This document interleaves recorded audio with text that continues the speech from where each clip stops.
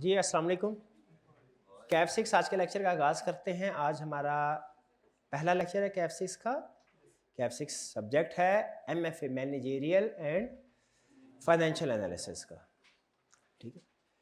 अच्छा, इससे पहले क्लास स्टार्ट होने से पहले आप लोगों के साथ शेयर करना चाहता हूँ। वैसे तो आपको पता ही होगा, लेकिन फिर भी एहतियातन बताना मेरा फ़र्ज़ है कि आई कैप की जो इस वक्त पॉलिसी एप्लीकेबल है उसके मुताबिक कैफ 6 का एग्ज़ाम देने के लिए CAF 3 cost and management counting CMA pass होना ज़रूरी है।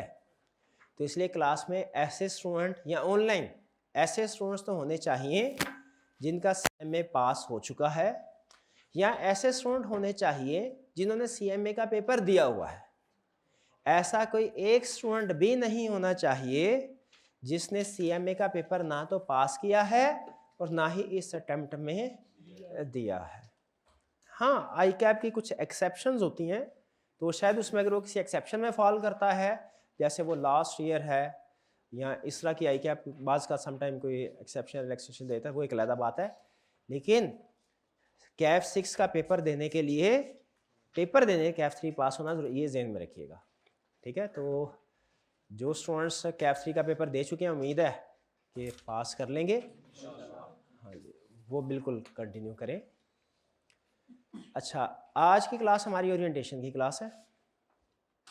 इसमें हम इस सब्जेक्ट के बारे में बात करेंगे। कुछ थोड़ा सा एक आधा मिनट इंस्ट्रक्टर की ओरिएंटेशन पे होगा, और बाकी हम इस क्लास में डिस्कस करेंगे कि ये सब्जेक्ट की नेचर क्या है और हम इस सब्जेक्ट को कैसे लेके चलेंगे, हमारी प्लानिंग क्या होगी। ठीक है, तो सबसे पहले इंस्ट्रक्टर इंट्रोडक्शन। मेरा नाम मोहम्मद आसिफ है और तकरीबन 15 साल से मैं टीचिंग प्रोफेशन में हूँ। क्वालिफ़िकेशन है फेलो मेंबर FCA। ये तो मेरा ख्याल है इंस्ट्रक्टर का इंट्रोडक्शन इतना काफ़ी है। अब चलते हैं सब्जेक्ट के इंट्रोडक्शन की तरफ। इस सब्जेक्ट की नेचर को समझिएगा, क्योंकि किसी भी सब्जेक्ट को पढ़ने से पहले ज़रूरी होता है कि हम उस सब्जेक्ट की नेचर को समझें। ये सब्जेक्ट है मैनेजेरियल एंड फाइनेंशियल एनालिसिस। इसका मतलब है सब्जेक्ट के टाइटल से ही आपको ये बात अंदाज़ा हो गया होगा कि इस एक सब्जेक्ट के दो हिस्से हैं, एक मैनेजेरियल और एक फाइनेंशियल। अगर हम स्टूडेंट लैंग्वेज में बात करें तो मैनेजेरियल होगा थियरी वाला हिस्सा और फाइनेंशियल होगा न्यूमेरिकल वाला। ठीक है, तो इसमें हम, इसका मतलब है कुछ पोर्शन तकरीबन 50% के करीब हमारा जो सिलेबस है वो मैनेजेरियल पोर्शन के ऊपर है, और 50% के करीब सिलेबस हमारा फाइनेंशियल में से है। लेकिन एक चीज़ ध्यान में रखिएगा, आई कैप फाइनेंशियल वाले पोर्शन में से भी समटाइम्स कुछ थ्योरी का क्वेश्चन सेट कर लेता है। जब हम डिफरेंट टॉपिक्स पढ़ रहे होंगे ना फाइनेंस के, उसमें पास्ट पेपर की प्रैक्टिस करेंगे तो आपको कुछ क्वेश्चन ऐसे मिलेंगे जिनमें वो आपसे कुछ कमेंट्स करने को कहेगा, कुछ सजेशंस देने को कहेगा। तो फाइनेंशियल वाले पोर्शन में भी थ्योरेटिकल क्वेश्चन हो सकता है। और इसी तरह चंद एक केस स्टडीज़ हैं जिनमें आपको मैनेजेरियल के पोर्शन में भी कुछ कैलकुलेशंस करनी पड़ेंगी, कुछ परसेंटेजेस कैलकुलेट करनी होती है, कंपैरिजन करना होता है कि ये परसेंटेज छोटी है कि ये परसेंटेज छोटी है, ये कंपैरिजन करना होता है। उसके लिए कुछ बेसिक स्किल्स फाइनेंस की या मैथ की आपकी मैनेजेरियल वाले पोर्शन में भी टेस्ट होंगी, फाइनेंस में एक्सटेंसिव टेस्टिंग होगी, और इसी तरह जो आपके थ्योरेटिकल कंसेप्ट्स हैं मैनेजेरियल में उसकी एक्सटेंसिव टेस्टिंग है, लेकिन फाइनेंस के टॉपिक्स में भी उसकी कुछ टेस्टिंग हो सकती है। बहरहाल ओवरऑल अगर आप पेपर का एनालिसिस करेंगे, हमारे पेपर के दो हिस्से होते हैं, फाइनेंस का, मैनेजेरियल का। तकरीबन वेटेज दोनों की होती है 50%, 50-50%। ऑब्जेक्टिव क्या है? ऑब्जेक्टिव सुनिएगा, सब्जेक्ट का नाम क्या है? Managerial and financial analysis. Objective क्या है? To enable you to consider financial as well as non financial factors in business decision making. यानी हम अपनी जिंदगी में बहुत से डिसीजंस करते हैं, पर्सनल लाइफ में भी डिसीजन करते हैं, जाहिर है प्रोफेशनल लाइफ में भी बहुत से डिसीजन करेंगे। ये सब्जेक्ट आपको सिखाता है कि आपने जब कभी भी डिसीजन मेकिंग करनी है, चाहे पर्सनल लाइफ में, पर्सनल लाइफ के डिसीजन को तो डिस्कस नहीं करेगा ये, बिजनेस डिसीजन को डिस्कस करेगा, तो प्रोफेशनल लाइफ में जो आपने डिसीजन करने हैं उनमें फाइनेंशियल फैक्टर्स को भी कंसीडर करना है और नॉन फाइनेंशियल फैक्टर्स को भी कंसीडर करना है। और आप चाहे इसको एक्टिवली आप रिकॉग्नाइज करें या ना करें, लेकिन आप नॉन फाइनेंशियल फैक्टर्स को भी डिफरेंट डिसीजन में कंसीडर करते हैं। इस सब्जेक्ट में सिर्फ आपको वो सिखाएगा एक कुछ थ्योरीज के जरिए उनको फॉर्मली कैसे आपने कंसीडर करना है वो सिखाएगा। यानी इस सब्जेक्ट का मकसद क्या है, आपको डिसीजन मेकिंग सिखाना और उस डिसीजन मेकिंग करते हुए फाइनेंशियल फैक्टर्स को भी कंसीडर करना है, नॉन फाइनेंशियल फैक्टर्स को भी कंसीडर करना है। होगी सारी डिसीजन मेकिंग, आप देखेंगे चाहे फाइनेंशियल है या नॉन फाइनेंशियल के क्वेश्चंस होंगे, अक्सर क्वेश्चन की रिक्वायरमेंट में वो आपसे कुछ ना कुछ सजेशंस मांगेगा, कुछ ना कुछ डिसीजंस मांगेगा कि बताइए इस सिचुएशन में क्या करना चाहिए, फैसला कीजिए। तो फाइनेंशियल फैक्टर्स को भी कंसीडर करना है और नॉन फाइनेंशियल को। मैं आपसे एक छोटा सा क्वेश्चन करता हूं, फर्ज कीजिए आपको ऑफर हुई किसी जगह जॉब की, करंटली आप एक जगह पे जॉब कर रहे हैं 1 लाख पर मंथ में, एक दूसरी जगह से जॉब की ऑफर हुई 1,50,000 की, क्या आप एक्सेप्ट कर लेंगे? क्यों एक्सेप्ट नहीं करेंगे? हाँ, आप सिर्फ अगर तो आप फौरी तौर पे यस कर देते हैं, इसका मतलब है आपने सिर्फ फाइनेंशियल फैक्टर्स को कंसीडर किया, हालांकि इसमें नॉन फाइनेंशियल फैक्टर्स भी कंसीडर किए जाते हैं।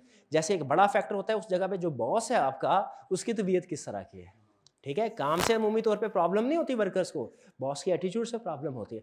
आप देखेंगे वहाँ पे वर्किंग आवर्स कैसे हैं, एनवायरनमेंट कैसा है काम करने का, आपकी कैरियर ग्रोथ उसमें होगी कि नहीं होगी, ठीक है। बाज़ औक़ात ऐसा होता है कि कैरियर ग्रोथ ना हो तो इनिशियली आपको लग रहा है जॉब बड़ी इंसेंटिव वाली है, लेकिन बाद में आपको लगता है कि नहीं ये तो अच्छी जॉब नहीं थी, ठीक है। तो आपने सैलरी के साथ कैरियर ग्रोथ को भी देखते हैं, तो फाइनेंशियल और नॉन फाइनेंशियल फैक्टर्स दोनों को कंसीडर करना चाहिए। जैसे सम टाइम फॉरेन कंट्री से जॉब्स की ऑफर होती है, तो कुछ लोग ऐसे भी होते हैं जो कि हालांकि पाकिस्तान की निस्बत ज़्यादा सैलरी मिल रही होती है, लेकिन वो कहते हैं सर हम अपनी फैमिली से दूर नहीं जा सकते, ठीक है। कुछ की प्रेफरेंस होती है, कुछ भी प्रेफरेंस नहीं होती, कुछ डिसीजन कर भी लेते हैं, ये पर्सन टू पर्सन वेरी करता है। तो क्या आप समझते हैं कि हमें अगर फॉरेन कंट्री में मूव करना है, तो वहाँ से कोई जॉब ऑफर आई है, तो उसका डिसीजन करते हुए सिर्फ फाइनेंशियल फैक्टर को कंसीडर करना चाहिए कि नॉन फाइनेंशियल को भी? नॉन फाइनेंशियल को भी। चलिए ये तो एक पर्सनल लेवल की एग्जांपल होगी, कुछ थोड़ा बिजनेस की एग्जांपल भी डिस्कस करते हैं। वो कहता है failure of McDonald's in India. McDonald's के कुछ डिफरेंट प्रोडक्ट्स है, रीजन वाइज प्रोडक्ट्स वो लॉन्च करते हैं, तो उनका जो बर्गर है, ठीक है, जो मैक बर्गर, वो हाँ वो पूरी दुनिया में उनका बर्गर जो है वो हॉट सेलर है, लेकिन जैसे ही वो उन्होंने इंडिया में लॉन्च किया जो बीफ बर्गर था, वो टोटली फ्लॉप हुआ। ना सिर्फ फ्लॉप हुआ बल्कि लोगों ने उसके खिलाफ एहतजाज करना भी शुरू कर दिया। गैस कर सकते हैं क्यों? हाँ, क्योंकि वो इंडिया में उनके लिए जो गौ माता है वो मुकद्दस है उनके लिए, ठीक है। तो मुझे बताइए, अब इसका मतलब ये हुआ कि जो उस वक्त का सीएफओ था उसने फाइनेंशियल बेसिस पे तो इसको डिसीजन किया, उसने कैलकुलेशन में कंसीडर किया होगा भाई हमारा बर्गर है बनेगा कितने का, यहाँ पे सेल कितने का होगा, हमने जो फ्रेंचाइज वगैरह यहाँ फॉर एग्जांपल जो हमने आउटलेट्स रेंट पे लेनी है उनका रेंट क्या होगा, सारी उसने बजटिंग कैलकुलेशन की होगी, लेकिन वो एक नॉन फाइनेंशियल फैक्टर कंसीडर करना भूल गया, ठीक है, जिसकी वजह से कंपनी को सिग्निफिकेंट लॉस हुआ। तो क्या आप समझते हैं कि बिजनेस डिसीजन करते हुए फाइनेंशियल के साथ नॉन फाइनेंशियल फैक्टर्स को भी कंसीडर करना चाहिए? क्या आप समझते हैं कि आई को इस सब्जेक्ट में फाइनेंशियल के साथ मैनेजेरियल फैक्टर्स जो कंसीडर करने हैं वो भी आपको सिखाने चाहिए?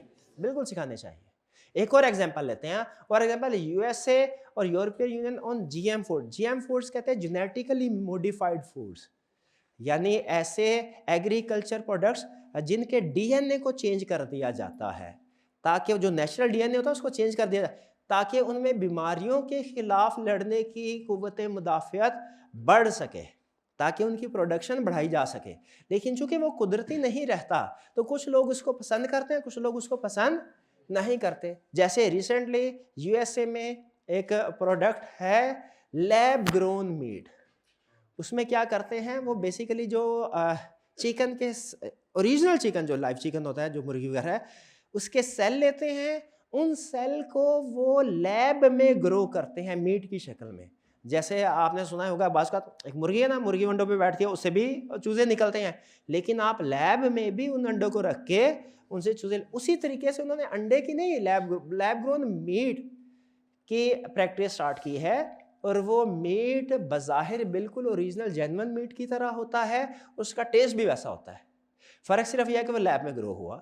अब मैं आपसे पूछता हूँ, आप में से कितने स्टूडेंट ऐसे हैं जो कि ओरिजिनल मीट को प्रेफर करेंगे, ओरिजिनल या जेन्युइन जो मीट, और कितने लैब ग्रोन मीट को प्रेफर करेंगे? अब देखें, ये अपनी अपनी प्रेफरेंस है, बिल्कुल ठीक है, उनका प्रेफर करें बिल्कुल, लेकिन ये अपनी अपनी प्रेफर है। इसी तरह कुछ कंट्रीज में जेनेटिकली मॉडिफाइड प्रोडक्ट्स अलाउड हैं, कुछ कंट्रीज में अलाउड नहीं है। यूएसए में अलाउड है, यूएसए में लैब ग्रोन मीट सेल भी हो रहा है, कंज्यूमर कंज्यूम भी कर रहे हैं। और यूरोप में, यूरोपियन कंट्रीज में ये बैन है। अब हुआ क्या, एक ट्रेडर था, उसने कहा, भाई यूएसए का ट्रेडर था, उसने कहा यूएसए में तो जेनेटिकली मॉडिफाइड फूड्स जो है ना, ये बेतहाशा बिकता है, लोगों को पता चलता है इसमें हमने कोई साइंसी केमिकल मिलाया है जिससे वाइटामिन्स ज़्यादा हो गए, इसमें कैल्शियम ज़्यादा हो गया, वगैरह वगैरह, वो इस तरीके से एडवर्टीजमेंट करते हैं। तो यूएसए में तो खूब ये चलता है, ऐसा करते हैं, अब इसको यूरोप की मार्केट में भी एक्सपोर्ट करते हैं। उसने अच्छे खासा अपना बैच प्रोड्यूस करके शिपमेंट के ज़रिए से यूरोप भिजवा दिया। यूरोपियन कंट्रीज़ ने वो अपने साहिल पे भी उतरने नहीं दिया, उन्होंने कहा यहाँ पे लीगली बैन है, आप यहाँ पे सेल कर ही नहीं, एक यूनिट सेल नहीं कर सकते, वो सारे का सारा वापस ले जाएं। और जाहिर है वो पेरिशेबल जो गुड्स होती हैं, आपको पता है उसकी एक सर्टेन एक्सपायरी डेट होती है, वो सारा ट्रेडर को नुकसान हो गया। आपके ख्याल में इस नुकसान की रीज़न क्या थी? क्या इसने अपनी cost, sale price, foreign currency translation वगैरह ये सारी कैलकुलेशन नहीं की होगी? बिल्कुल की होगी। वो किस चीज़ को भूल गया? नॉन फाइनेंशियल फैक्टर, यहाँ पे लीगल फैक्टर्स को कंसीडर करना भूल गया। तो आप एग्री करते हैं कि हमें बिजनेस डिसीजन करते हुए जिस जगह पे बिजनेस कर रहे हैं वहाँ पे फाइनेंशियल के साथ साथ नॉन फाइनेंशियल फैक्टर्स को भी कंसीडर करना चाहिए, बिल्कुल करना चाहिए, ठीक है। जिस तरह ये जो अमूमी तौर फर्ज कीजिए ऑनलाइन गेम्स हैं, आप क्या ऐसी कंट्री में ऑनलाइन गेम्स की एडवर्टीजमेंट करेंगे जहाँ पे अभी तक 4G ही नहीं पहुँचा? अगर आपने कहा दे हमारी कंट्री में, फर्ज कीजिए डेवलप कंट्री में रहता है, हमारी कंट्री में तो ऑनलाइन गेम्स का बड़ा ट्रेंड है टीनेजर्स में, तो ऐसा करते हैं हम, इसे फॉर एग्जांपल है, मिसाल के दे रहा हूँ सिर्फ समझाने के लिए, अफगानिस्तान में भी प्रमोट करते हैं। तो क्या वहाँ पे फर्ज कीजिए कि अभी 3G चल रहा है, 2G चल रहा है, 3G 4G नहीं चल रहा, ऑनलाइन गेमिंग में आपको पता है इंटरनेट की स्पीड आपको हाई चाहिए होती है, तो क्या वहाँ पे ये सक्सेसफुल होंगी प्रोडक्ट्स? नहीं होंगी। आपने चाहे अपनी एडवर्टीजमेंट की वहाँ पे जो आपके कस्टमर हो सकते हैं उनकी कैलकुलेशन सारी कर ली हो, लेकिन आप टेक्नोलॉजिकल फैक्टर कंसीडर करना भूल गए। जब आप सोशल फैक्टर मैकडोनल्ड की तरह, जब आप legal factor genetically modified products की तरह, जब आप टेक्नोलॉजिकल फैक्टर्स ये ऑनलाइन गेमिंग की तरह कंसीडर करना भूल जाते हैं, तो फिर आप चाहे फाइनेंशियली आपके प्रोडक्ट प्रॉफिटेबल क्यों ना हो, वो आपके लिए एक संक कॉस्ट बन जाती है, लॉस का बायस बनती है। यही इस सब्जेक्ट में आपको सिखा रहा है वो। इसी तरह पाकिस्तान में और एग्जांपल नेशनलाइजेशन किया है, जुल्फ़िकार अली भुट्टो साहब की जो गवर्नमेंट थी 1970s में, आपको पता होगा उन्होंने जो बड़ी बड़ी इंडस्ट्रीज थी उनको नेशनलाइज कर लिया था, यानी अपने कंट्रोल में ले लिया था। अब जो बिजनेसमैन होता है ना, वो कैपिटलिस्ट इकोनॉमी को पसंद करता है। कैपिटलिस्ट इकोनॉमी समझते हैं क्या है? फ्री मार्केट, जिसमें वो अपनी मर्जी से कोई रोक टोक करने वाला ना हो। ये जो कमांड इकोनॉमी कहलाती है, प्लान इकोनॉमी कहलाती है, तो एक्सट्रीम एग्जांपल है। बिजनेसमैन कहता है भाई इसमें हमने अपनी मेहनत से साल करके एक फैक्ट्री खड़ी की है, अब हमारा प्रॉफिट कमाने का काम है, तो गवर्नमेंट कह रही है प्रॉफिट ना कमाओ, अगर प्रॉफिट कमाया, प्राइस हाई की, तो हम आपकी फैक्ट्री को अपने कब्जे में ले लेंगे, तो फायदा क्या हुआ हमें पहले बताते हैं। अब वो एक डिसीजन जो आज से 50 साल पहले हुआ है, मुझे बताइए आज भी जब कोई बिजनेसमैन इंटरनेशनल पाकिस्तान में इन्वेस्टमेंट करने का सोचेगा, उसके जहन में वो एग्जांपल होगी कि पाकिस्तान की गवर्नमेंट ये काम भी कर सकती है। तो आपके ख्याल में इंटरनेशनल जो, चाहे यहाँ पे डिमांड है, लेकिन क्या इंटरनेशनल इन्वेस्टर यहाँ पे आएगा? वो नहीं आएगा। वो कहेगा भाई इसके साथ ही हम, इंडिया है, इंडिया में चले जाते हैं, यहाँ फॉर एग्जाम्पल चाइना है, चाइना में जाके हम बिजनेस स्टार्ट करते हैं। तो ये ऐसे फैक्टर्स हैं, ये पॉलिटिकल फैक्टर की एग्जाम्पल है। तो मैंने आपको फाइनेंशियल फैक्टर्स तो आप सीख चुके हैं, काउंटिंग में आप सीखते हैं, कॉस्ट में आप सीखते हैं, यहाँ पे भी सीखेंगे, लेकिन याद रखिए हमेशा फाइनेंशियल फैक्टर्स के साथ साथ हमने बिजनेस करते हुए नॉन फाइनेंशियल फैक्टर्स को भी कंसीडर करना है। नॉन फाइनेंशियल फैक्टर्स क्या होते हैं? नॉन फाइनेंशियल फैक्टर्स हैं सोशल फैक्टर्स या religious factors. Social factors, technological factors, legal factors, political factors, ये हैं नॉन फाइनेंशियल। ठीक है, जिसे एक थ्योरी है पेस्टल एनालिसिस, उसमें हम स्टडी करेंगे। फिर से बताइए, देखिए बार बार पूछ रहा हूं, इसका मतलब है कंसेप्ट अहम है। क्या बिजनेस डिसीजन करते हुए सिर्फ फाइनेंशियल फैक्टर को कंसीडर करना है या नॉन फाइनेंशियल को भी? नॉन फाइनेंशियल को भी। यही फर्क है सीएफओ और सीईओ में। सीएफओ बिजनेस डिसीजन करते हुए, कैलकुलेशन करते हुए सिर्फ फाइनेंशियल फैक्टर्स को कंसीडर करता है, जबकि सीईओ फाइनेंशियल और नॉन फाइनेंशियल फैक्टर्स दोनों को कंसीडर करता है। वो एक क्लासिक एग्जांपल है कि किसी जगह पे सीएफओ सीईओ बैठे हुए थे, सीईओ ने कहा चलो भाई बजट अप्रूव करो, इस दफा हम अपनी एम्प्लॉइज की ट्रेनिंग करेंगे, हैवी बजट अप्रूव करो। सीएफओ ने कहा सर अगर हमने हाई ट्रेनिंग करवा दी एम्प्लॉइज की और वो हमें छोड़ के चले गए तो? ये सीएफओ की सोच है, वो खर्चे पे सोचता है ना कि इतना खर्चा किया। देखिए उसका कंसर्न भी उसकी पोजीशन के लिहाज से जेन्युइन है। भाई हाई कॉस्ट पे ट्रेनिंग करवाई एम्प्लॉइज की और एम्प्लॉय छोड़ के चले गए तो? सीईओ ने कहा ये ना सोचो, बल्कि ये सोचो अगर हमने उनकी ट्रेनिंग नहीं की और वो हमारे साथ रहते हैं तो फिर वो गलतियां करेंगे, प्रोडक्शन में फॉल्ट आएगा, बिजनेस में नेगेटिव इंपैक्ट आएगा। ये है फर्क सीएफओ और सीईओ की सोच में। तो जहां तक मेरी अंडरस्टैंडिंग है कि आपने सिलेबस में नहीं लिखा, लेकिन मेरा ख्याल ये है इस सब्जेक्ट के जरिए वो आपको सीईओ की पोजीशन के लिए तैयार करना चाह रहा है कि आप सीएफओ बन के ना सोचें, बल्कि किसी कंपनी का सीईओ चीफ एग्जीक्यूटिव ऑफिसर बन के सोचें, जिसने कंप्लीट पर्सपेक्टिव का एनालिसिस करके डिसीजंस करने हैं। कौन सी प्रोडक्ट लॉन्च करनी है, कब करनी है, कब एडवर्टीजमेंट करनी है, किस जगह पे इन्वेस्टमेंट करनी है, वगैरह वगैरह। ठीक है जी। तो इस सारे सब्जेक्ट इंट्रोडक्शन से एक चीज ध्यान में रखिएगा, इसमें आप फाइनेंशियल फैक्टर्स भी सीखेंगे डिसीजन के, और जो डिसीजन को नॉन फाइनेंशियल फैक्टर्स इफेक्ट करते हैं वो भी सीखेंगे। इसीलिए सब्जेक्ट के दो हिस्से हैं, एक पार्ट ए, एक पार्ट बी। ठीक है, जो एक पार्ट है टोटल आपके तकरीबन मेरे ख्याल है 16 चैप्टर्स है गालबन, या 15 है, 16 चैप्टर। इसमें चैप्टर 1 से लेके चैप्टर 9 तक जो चैप्टर्स हैं आपके वो मैनेजेरियल पोर्शन के हैं, और जो चैप्टर 10 से ऑनवर्ड 16, चैप्टर 10 टू 16 7 चैप्टर्स हैं, ये चैप्टर्स आपके फाइनेंशियल पोर्शन के हैं। लेकिन ये ना समझेगा एक तरफ 9 चैप्टर वो भी 50 नंबर के, एक तरफ 7 चैप्टर वो भी 50 नंबर के, ये तो बैलेंस नहीं है। ये बैलेंस नहीं है इसलिए कि जो 7 चैप्टर्स है ना फाइनेंस वाले 9 से 16, इनमें प्रैक्टिस आपको ज्यादा करनी पड़ती है। न्यूमेरिकल क्वेश्चन है, चैप्टर्स कम है, सफ़े देखेंगे, कंसेप्ट्स देखेंगे, इसमें कंसेप्ट्स ज्यादा है, कैलकुलेशन ज्यादा है। लेकिन गुड थिंग आपके लिए ये है कि बहुत से कंसेप्ट्स आप ऑलरेडी पढ़ चुके हैं। कॉस्ट की वजह से एक फायदा हुआ, एक नुकसान हुआ।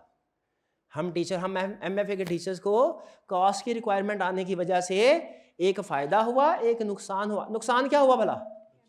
स्टूडेंट्स कम है। भाई वो जहां पे रिस्ट्रिक्शन लगा देना, असूल याद रखिएगा, जिस बिजनेस में जितनी ज्यादा लीगल रिक्वायरमेंट्स ऐड कर देंगे ना, बिजनेस करना उतना ही मुश्किल हो जाता है। ये पूरी दुनिया में असूल है।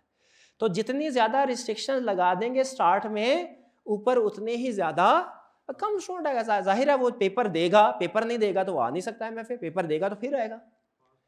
ठीक है, और फिर बाद में पास होना भी जरूरी है बिल्कुल, वरना वो पोस्ट रिजल्ट में नहीं आ सकेगा।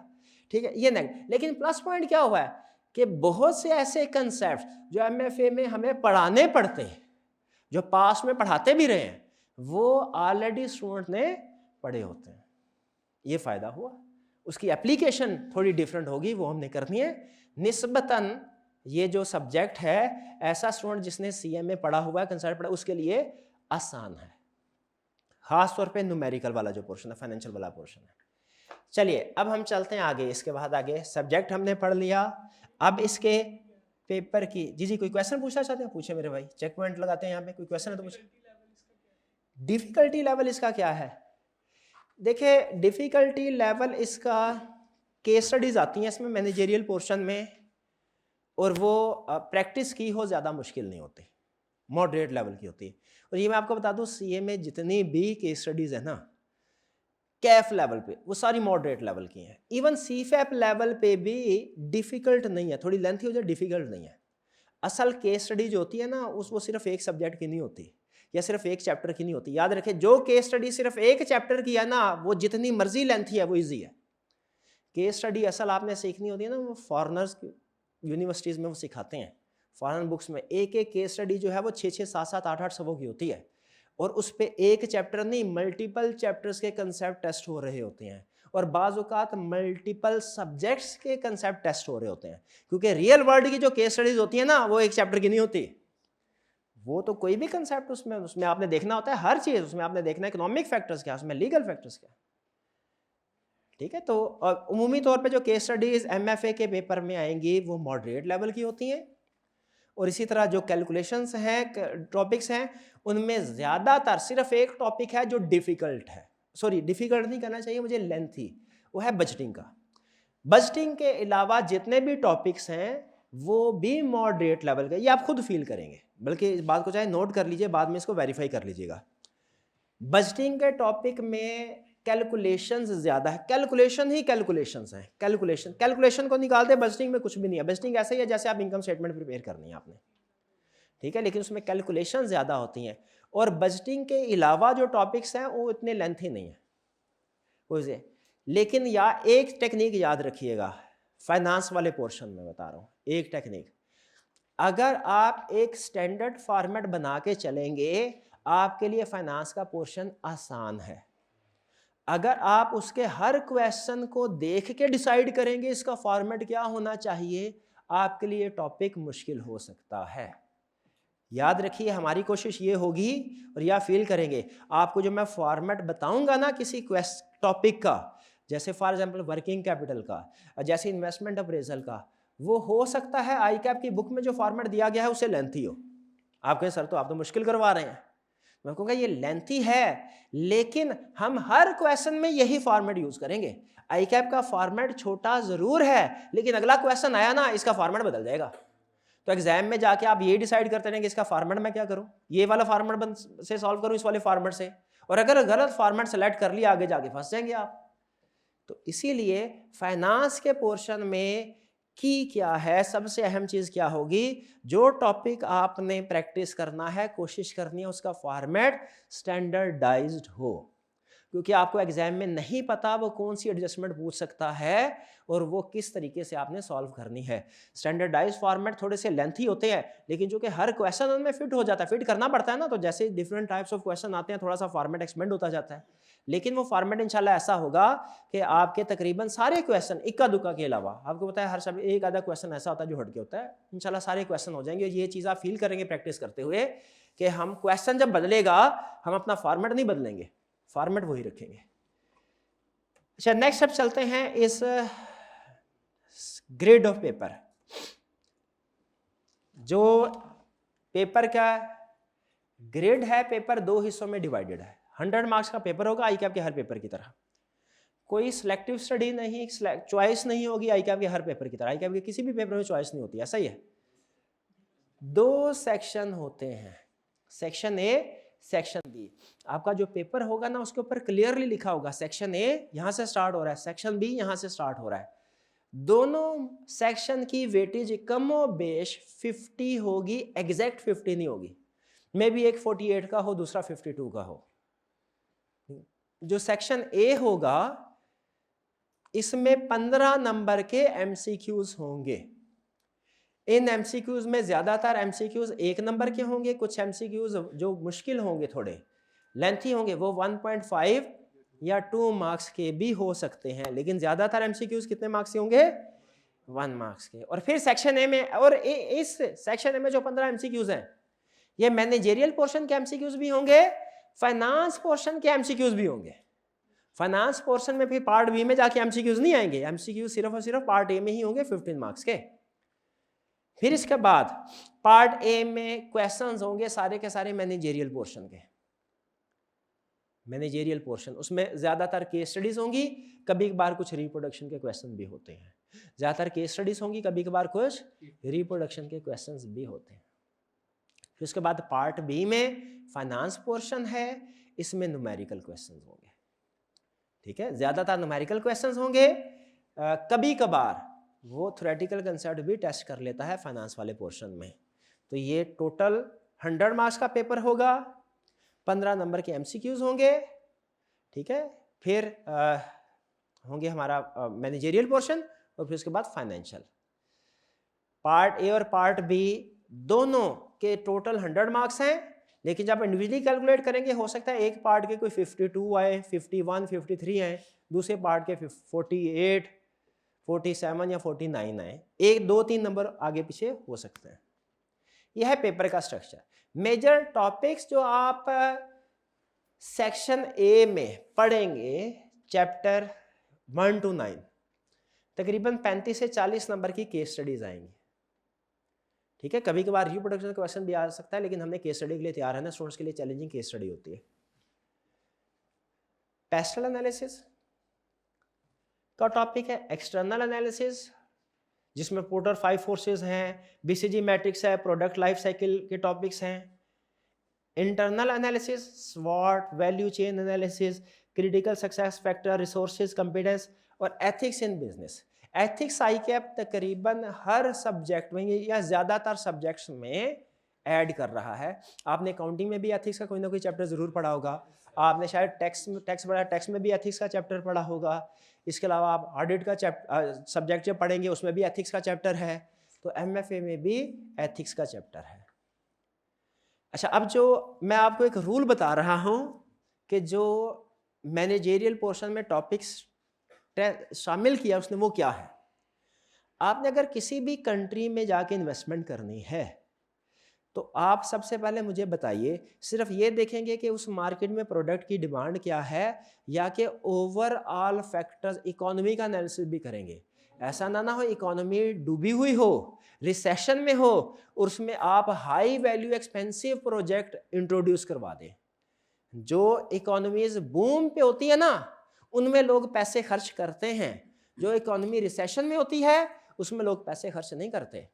इसीलिए वो कहता है सबसे पहले आपने सीखना है, किसी भी कंट्री में किसी भी जगह पे जब इन्वेस्टमेंट करनी है, मैक्रो इकोनॉमिक फैक्टर, वो फैक्टर जो पूरी की पूरी इकोनॉमी को अफेक्ट करते हैं, जैसे इंटरेस्ट रेट क्या है, जैसे टैक्स रेट क्या है, जैसे इकोनॉमी रिसेशन में है या बूम में है, इसी तरह के कुछ और फैक्टर्स हैं, इन्हें कहते हैं हम overall macro economic factor. Macro economic factor analyse करना सिखाएगा स्टेप नंबर 1। जो थियरी हमें मैक्रो इकोनॉमिक फैक्टर्स को एनालाइज करने सिखाती है वो उसे हम कहते हैं पेस्टल एनालिसिस। यानी पेस्टल एनालिसिस करके आप इस काबिल हो जाएंगे कि आप डिसाइड कर सके कौन सी कंट्री इन्वेस्टमेंट के लिए फेवरेबल है, कौन सी कंट्री इन्वेस्टमेंट के लिए फेवरेबल नहीं है। इसमें आप मैक्रो लेवल के, बड़े लेवल के, इकोनॉमिक कंट्री लेवल के फैक्टर्स कंसीडर करते हैं। ये पी का मतलब है पॉलिटिकल, ई का मतलब इकोनॉमिक, एस का मतलब सोशल, डी का मतलब टेक्नोलॉजिकल, ई का मतलब एनवायरमेंटल, एल का मतलब legal factors. Pastel analysis overall factor, जिससे हमें पता चल जाएगा ये इकोनॉमी, ये कंट्री सूटेबल है कि नहीं हमारे लिए। जब हम इकोनॉमी सेलेक्ट कर लेते हैं, कंट्री सेलेक्ट कर लेते हैं, नेक्स्ट हमारा डिसीजन ये होता है भाई हमने फैसला कर लिया जर्मनी में इन्वेस्टमेंट करनी है। अब उसमें कोई एक सेक्टर तो नहीं है, बहुत से सेक्टर्स हैं। जैसे पाकिस्तान में बहुत से सेक्टर्स हैं, कौन कौन से सेक्टर बता सकते हैं? एयरलाइन इंडस्ट्री है, real estate, automobile, textile, chemical, power sector, शाबाश, ये सारे सेक्टर हैं। अच्छा मुझे बताइए, क्या हर सेक्टर में कंपनीज का प्रॉफिट मार्जिन एक जैसा होता है? नहीं। तो जब हमने पेस्टल एनालिसिस से मैक्रो लेवल का इकोनॉमिक फैक्टर्स कंसीडर कर लिए, अगला डिसीजन हमारा क्या होता है भला? किस सेक्टर में इन्वेस्टमेंट की जाए। अब ये डिफरेंट सेक्टर्स होते हैं, पैसे ज्यादा हो तो फिर हम ये सोचते हैं कि किस किस सेक्टर में इन्वेस्टमेंट की जाए। तो हमारी कोशिश ये होती है कि ऐसे सेक्टर्स जो ज्यादा कंपेटिटिव, यानी जिनमें काम करना आसान है, उनमें इन्वेस्टमेंट की जाए। जिनमें काम करना आसान है उनमें इन्वेस्टमेंट की जाए। एक इंडस्ट्री वो होती है जिसके लिए कहते हैं ब्लू सी, एक इंडस्ट्री होती है जिसके लिए टर्म यूज होते हैं रेड सी। रेड सी वो होती है जिसमें बेतहाशा कंपनीज हैं, छोटी बड़ी मारा मारी चल रही है, एक दूसरे की टांग खींच रहे हैं, एक एडवर्टीजमेंट कर रहा है दूसरे की प्रोडक्ट को बुरा कर रहा है, दूसरा पहले की प्रोडक्ट को, प्राइस कंपटीशन चल रहा है, एक प्राइस कम कर रही है, दूसरा प्राइस कम कर रहा है। एक इंडस्ट्री इस तरह की होती है, एक दूसरी इंडस्ट्री भी होती है जिसमें ब्लू सी, ये रेड सी थी, मारामारी चल रही है, दूसरी ब्लू सी, पुरसकून माहौल, जिसमें ज्यादा सेलर्स ही नहीं है, बहुत ज्यादा कंपटीशन भी नहीं है, उसमें बड़े आराम से आप बिजनेस स्टार्ट करके प्रॉफिट अर्न कर सकते हैं। अभी आपको कैसे पता चलता है कौन सी इंडस्ट्री कंपेटिटिव है कौन सी नहीं, इसको भी आपको सिखाया जाएगा। जो थ्योरी हमें सिखाती है ना ये कि कौन सी इंडस्ट्री, इकोनॉमी नहीं, ओवरऑल इकोनॉमी नहीं, ओवरऑल इकोनॉमी कौन सी हमारे लिए सूटेबल है कौन सी नहीं, ये कौन सी थ्योरी सिखाती है? PESTEL analysis. अब उसके बाद आगे चले जाए, इंडस्ट्री, कौन सी इंडस्ट्री हमारे लिए सूटेबल है कौन सी नहीं, ये सिखाएगा porter 5 forces model. Porter 5 forces model ये सिखाएगा हमें। इंडस्ट्री कौन सी, इंडस्ट्री तक पहुंच गए हैं, ये तरतीब याद रखिएगा, पहले पेस्टल एनालिसिस, फिर उसके बाद पोर्टर 5 फोर्सेस, इंडस्ट्री में घुस गए। अब आपको पता होगा, अंदाजा होगा कि इंडस्ट्री के अंदर डिफरेंट प्रोडक्ट्स होती है। आप टीवी इंडस्ट्री की बात करें, उसमें डिफरेंट प्रोडक्ट्स हैं, डिफरेंट साइज होते हैं। हाँ, 21 इंच का टीवी, 42 इंच का टीवी, डिफरेंट साइजेस हैं। Colour TV, black and white सारा वो ऑब्सोलीट हो चुका है। LCD, LED, कर्व स्क्रीन वाला टीवी, ये डिफरेंट प्रोडक्ट्स है। ऑटोमोबाइल सेक्टर में इसी तरह हाइब्रिड कार्स हैं, सोलर है, ठीक है, और पेट्रोल पे चलने वाली है। अब क्या है, 1400 CC car, 1800 CC car, 700 CC car, ये डिफरेंट है। एक ही सेक्टर, बताना क्या चाह रहा हूं, एक सेक्टर के अंदर डिफरेंट प्रोडक्ट्स हैं। हमारा अगला डिसीजन क्या होगा, हमने ऑटोमोबाइल सेक्टर में आ गए, अगला डिसीजन क्या होगा भाई, इलेक्ट्रिक प्रोडक्ट, इलन मस्क की तरह इलेक्ट्रिक प्रोडक्ट्स की तरफ जाएं कि हम होंडा सुजुकी की तरह हम पेट्रोल बेस या हाइब्रिड की तरफ जाएं। ये अब आपका डिसीजन है। या फिर उसके बाद फर्दर कैपेसिटी क्या होनी चाहिए इंजन की, अगला डिसीजन क्या होगा, कौन कौन सी प्रोडक्ट लॉन्च करनी है, कौन कौन सी प्रोडक्ट्स के ऊपर फोकस करना है। इंडस्ट्री के अंदर आ गए हैं, पोर्टर 5 फोर्सेस मॉडल क्लियर हो गया। अब अगला डिसीजन क्या है, कौन सी प्रोडक्ट। इसके लिए है BCG मैट्रिक्स। BCG मैट्रिक्स आपको सिखाता है एक चार्ट के जरिए, कहता है ये प्रोडक्ट के ये फीचर देखो, इधर प्लेस करो, ये फीचर देखो, 4 खाने बनाता है। कहते हैं प्रोडक्ट में ये चीज देखो, इसे खाना नंबर 1 में रखो, ये खाना नंबर 2, ये खाना नंबर 3। फिर जब सारा एनालिसिस कर चुके हैं सारी प्रोडक्ट्स का, फिर कहता है जो इस खाने वाली प्रोडक्ट्स है ना, इन सब के ऊपर खूब मेहनत करो, और इस खाने वाली प्रोडक्ट्स है ना, इनको छोड़ दो, और इनको ये करना, वो डिटेल में आगे स्टडी करेंगे।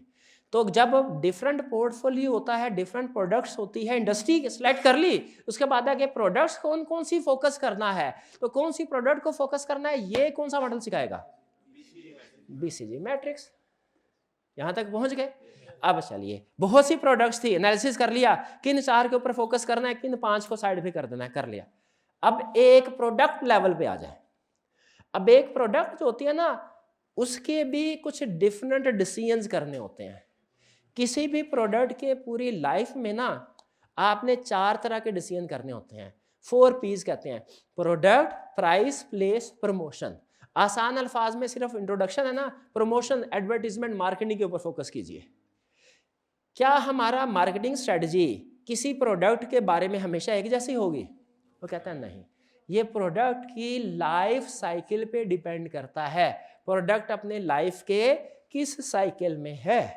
अगर प्रोडक्ट इंट्रोडक्शन स्टेज में है, स्ट्रेटजी कुछ और होगी, ग्रोथ स्टेज पे है, स्ट्रेटजी कुछ और होगी, मैच्योरिटी पे है, स्ट्रेटजी कुछ और होगी, और अगर डाउनफॉल आ रहा है तो फिर स्ट्रेटजी कुछ और होगी। तो एक प्रोडक्ट को बेस करते हुए स्ट्रेटजी क्या क्या बनानी है हमने, ये कौन सी थ्योरी बताएगी? Product life cycle. समझ रहे? पहले ओवरऑल इकोनॉमी, वो कौन सी वाली थी? Pastel analysis. फिर उसके बाद इंडस्ट्री, पोर्टर 5 फोर्सेस मॉडल। फिर उसके बाद products, different products, multiple portfolio product, BCG matrix. और फिर एक इंडिविजुअल प्रोडक्ट्स में किस वक्त हमारी स्ट्रेटजी क्या होनी चाहिए? Product life cycle. अच्छा, अब ये सारी चीजें जो मैंने आपके साथ डिस्कस की है ना, इसको हम कहते हैं एक्सटर्नल फैक्टर, क्योंकि इन सब का ताल्लुक मार्केट से है। प्रोडक्ट कहाँ पे है? मार्केट में। भाई बनती कंपनी के अंदर है, लेकिन बिकती कहाँ है? मार्केट में। तो ये एक्सटर्नल फैक्टर। क्या कंपनी के इंटरनल फैक्टर्स भी अहम होते हैं? बिल्कुल अहम होते हैं। प्रॉफिट होना है, प्रॉफिट 2 चीजों से आता है, sales minus cost of sales. Sales external factor है, cost of sales internal factor है। आप बनाते किस तरीके, एफिशिएंटली बनाते हैं उसे या इनएफिशिएंट?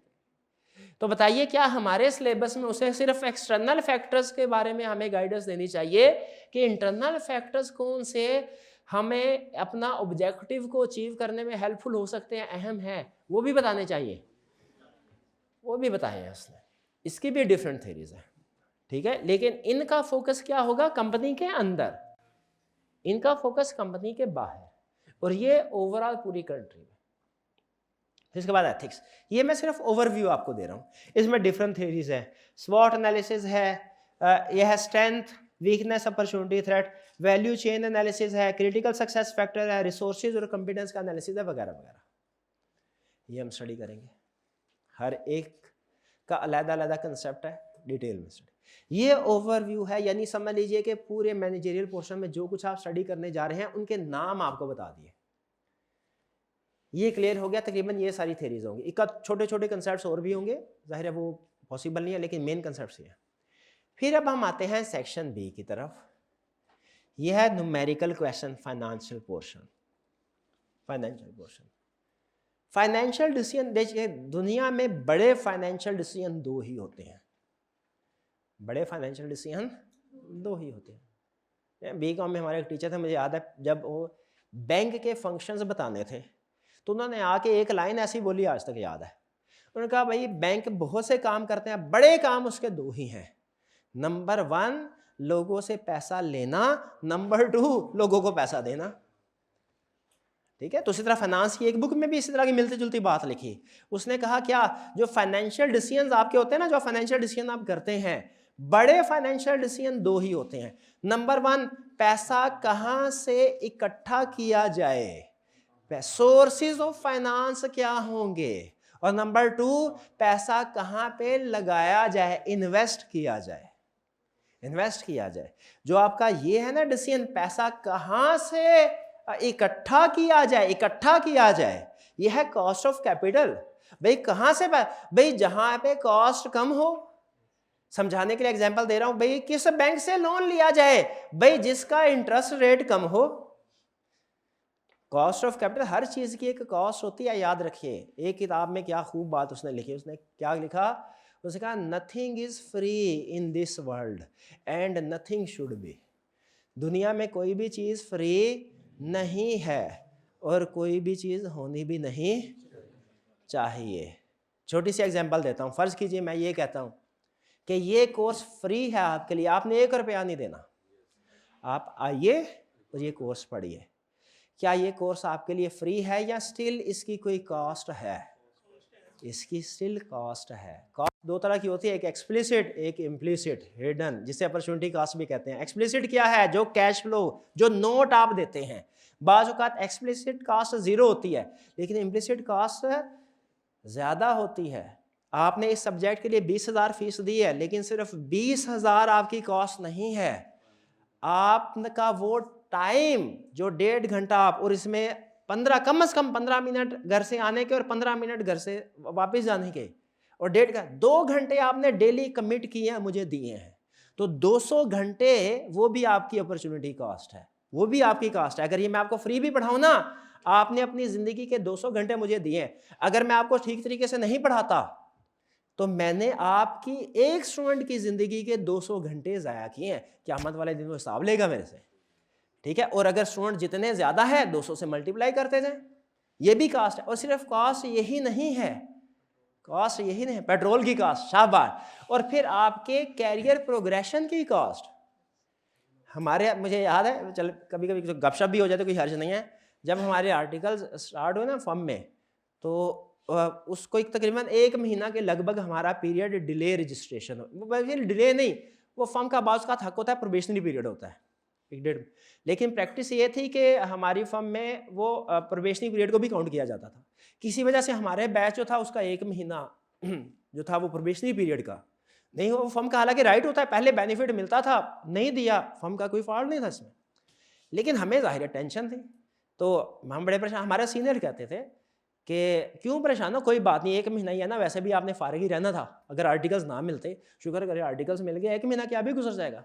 मैं कहा आप ये वाला 1 महीना कंसीडर कर रहे हैं जो मैं इस वक्त हूँ, है मेरी पोजीशन है, नहीं नहीं, मैं ये कंसीडर कर रहा हूँ मेरी क्वालिफिकेशन 1 महीना लेट हो गई है।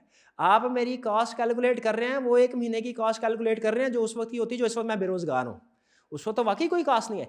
लेकिन अब मेरी 1 महीना क्वालिफिकेशन लेट हो गई, 1 महीना चार्टर्ड अकाउंटेंट मैं लेट बनूंगा, तो 1 महीना चार्टर्ड अकाउंटेंट कितनी सैलरी लेता है, मेरी असल कॉस्ट वो है। तो हिडन कास्ट ये होती है। आपका सिर्फ यहां पे आ जाना, फ्री में भी nothing is free in this world, दुनिया में कोई भी फ्री नहीं है। एक और जगह अजीब सी बात लिखी, उसने कहा when something is free you are the product. ठीक है, तो याद रखिएगा कॉस्ट होती। तो यहां पे क्या है, कॉस्ट ऑफ कैपिटल। क्योंकि आप कहेंगे सर जो शेयर होल्डर बैंक से लोन लिया उसकी कॉस्ट तो समझ आता है होती है, उसको इंटरेस्ट देते हैं। जो इन्वेस्टर शेयर होल्डर है उसको तो इंटरेस्ट नहीं देते। तो आप हमें इसमें यह सिखा रहे हैं कि शेयर्स की भी कॉस्ट होती है, लोन की कॉस्ट होती है, समझ आता है, इंटरेस्ट पे कर रहे हैं, शेयर्स की भी कॉस्ट होती है, क्योंकि शेयर की भी कॉस्ट होती है। क्योंकि जो शेयर होल्डर्स आपके पास पैसे लेके आ रहा है ना, वो अपने वो पैसे सेक्रीफाइस कर रहा है। जब वो बैंक में अगर जमा करवाता उसको इंटरेस्ट मिलता, तो उसकी एक्सपेक्टेशन होगी कि नहीं होगी कि बैंक अगर 9% उसको रेट ऑफ इंटरेस्ट दे रहा है, आपके पास पैसे लेके आया, कम से कम 9% तो उसको दीजिए। तो याद रखिए एक एक रुपया जो आप बिजनेस में इस्तेमाल करते हैं उसकी कॉस्ट होती है। इस चैप्टर में क्या सिखाएगा आपको, डिफरेंट कैपिटल की कॉस्ट कैलकुलेट करना, और फिर कहेगा कौन से वाला कैपिटल इस्तेमाल करना है भला, जिसकी कॉस्ट कम हो। यह है पैसा कहां से उठाना है, जिसकी कॉस्ट कम हो। अब इससे पहले हम कॉस्ट कैलकुलेट करेंगे, फिर उसके बाद ये डिसाइड करेंगे कि कौन से वाला उठाएंगे कैपिटल। इन्वेस्टमेंट अप्रेजल में क्या सीखेंगे, किधर लगाना है। इसमें आपको डिफरेंट प्रोजेक्ट्स बताएगा, कहेगा ये प्रोजेक्ट में लगाना है कि इस प्रोजेक्ट में लगाना। इन्वेस्टमेंट अप्रेजल है, ठीक है। इसमें हम सीखेंगे भाई, जाहिर है सीधा सा, एक तो सीधा सा असूल है क्या, उस प्रोजेक्ट में पैसे लगाएंगे जिसमें लगे कम और आए ज्यादा, रेवेन्यू ज्यादा हो कॉस्ट कम हो, सीधा सा असूल है।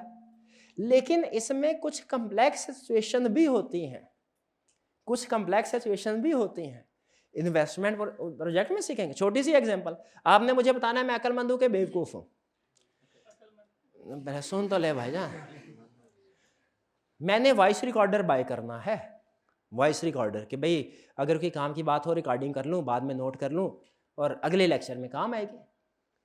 दो ऑप्शन है, नंबर 1 ऑप्शन साथ की इलेक्ट्रॉनिक्स की दुकान है वहां से बाय कर लूं, नंबर 2 आधे घंटे के फासले पे हफीज सेंटर है वहां से बाय कर लूं। पास वाली दुकान से पता किया, उसने कहा सर 1500 में मिल जाएगा। हफीज सेंटर से पता किया, उन्होंने कहा सर 1000 में मिल जाएगा। मैंने 1500 से बाय कर लिया। कितने स्टूडेंट्स का ख्याल है गुड डिसीजन है, हाथ उठाइए। कितनों का ख्याल है बैड डिसीजन है? Good decision. ट्रांसपोर्टेशन का, शाबाश। एक तो ट्रांसपोर्टेशन कास्ट है, ये डिसीजन करते हुए आपने ट्रांसपोर्टेशन का, हालांकि आपने इनकर नहीं की, लेकिन डिसीजन करते हुए कंसीडर किया है। समझ रहे हैं बात को, इनकर नहीं किया, डिसीजन कर। 100 रुपया लगा लें, आगे चलें। टाइम बड़ी कास्ट भाई, वही 1 घंटा, आधा घंटा आने का, आधा घंटा जाने का, वही 1 घंटा अगर मैं कोई लेक्चर दे दूं, फर्ज कीजिए मुझे इसके फर्ज कीजिए 2000 रुपये मिल रहे हो, तो मेरे लिए अब क्या बेहतर है, मैं वही 500 रुपया मैंने सेक्रीफाइस कर लिया, बल्कि 500 नहीं, 500 माइनस 100, 400, क्योंकि ट्रांसपोर्टेशन कास्ट भी तो बची है। लेकिन 400 सेक्रीफाइस करके मैंने 2000 कमा लिया। बताइए कौन सा डिसीजन बेहतर है? यही कंप्लेक्स डिसीजन आपसे करवाएगा, इंफॉर्मेशन देगा और आपको इस काबिल बनाएगा। देखिए आप किसी बंदे से पूछे ना, आम बंदे जिसने फाइनेंस नहीं सीखी हुई, फाइनेंस नहीं पढ़ी हुई, वो कहेगा भाई क्या बेवकूफ़ी है, फीस सेंटर जाना, उधर 500 रुपया सस्ता मिलेगा, क्योंकि वो उन फैक्टर को कंसीडर नहीं कर रहा जो हिडन है। आम बंदा डिसीजन मेकिंग करता है सिर्फ एक्सप्लिसिट कास्ट की बेस पे।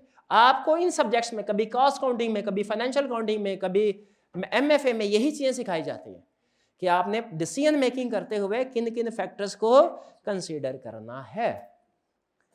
ठीक है जी, आगे चलते हैं। ये cost of capital investment appraisal समझ आ गया। कॉस्ट ऑफ कैपिटल पैसा कहां से आएगा, इन्वेस्टमेंट अप्रेजल कहां पे लगाना है। फिर इसके बाद फाइनेंशियल रिस्क मैनेजमेंट।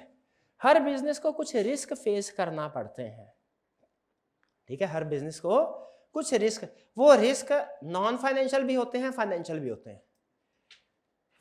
यहाँ पे नॉन फाइनेंशियल भी सिखाएगा आपको, फाइनेंशियल भी सिखाएगा। एग्जाम्पल में मैंने सिर्फ फाइनेंशियल रिस्क आपको बताया, लेकिन नॉन फाइनेंशियल भी हमारे सिलेबस में है, उनको कैसे हमने टैकल करना है। फाइनेंशियल रिस्क कौन से होते हैं? Commodity risk, interest rate risk, currency risk.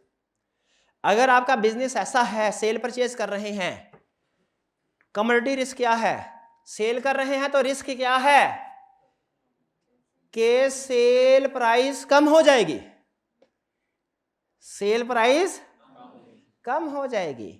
ये ना हो भाई इस वक्त मुर्गी चिकन का रेट क्या है, 675 रुपए किलो लाहौर में। भाई अभी पोल्ट्री फार्म स्टार्ट करते हैं, अब पोल्ट्री फार्म जब तक वो मुर्गी बन के आई तब तक रमज़ान का सीज़न गुजर गया, और फिर उसके बाद पता चला कि जी अब मुर्गी का रेट जो है वो कम हो गया है, वो 450 रुपये गया। भाई ऐसा होता है कि नहीं बाज़ औक़ात?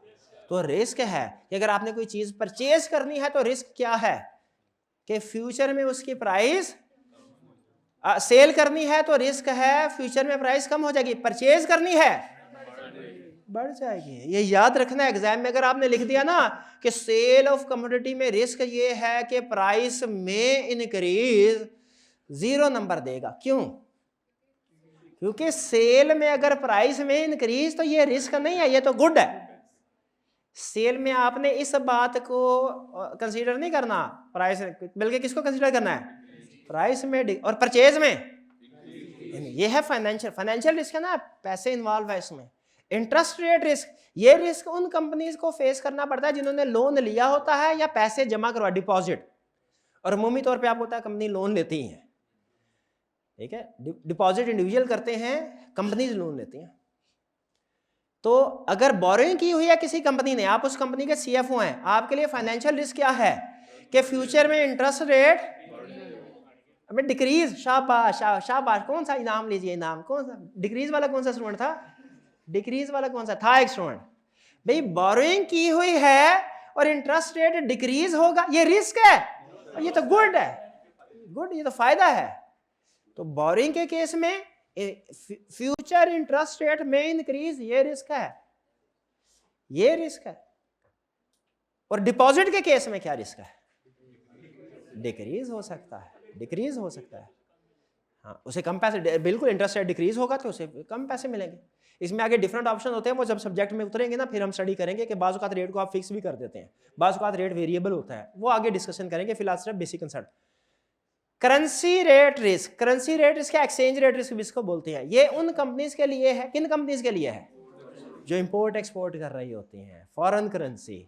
अगर आपने फ्यूचर में अमाउंट पे करनी है तो डॉलर का एक्सचेंज रेट इंक्रीज रिस्क है, यानी डॉलर 500 पे चला जाए, आपने पेमेंट करनी है महीने बाद, और रिस्क क्या है? डॉलर 500 पे चला जाए, रिस्क है कि 200 पे चला जाए?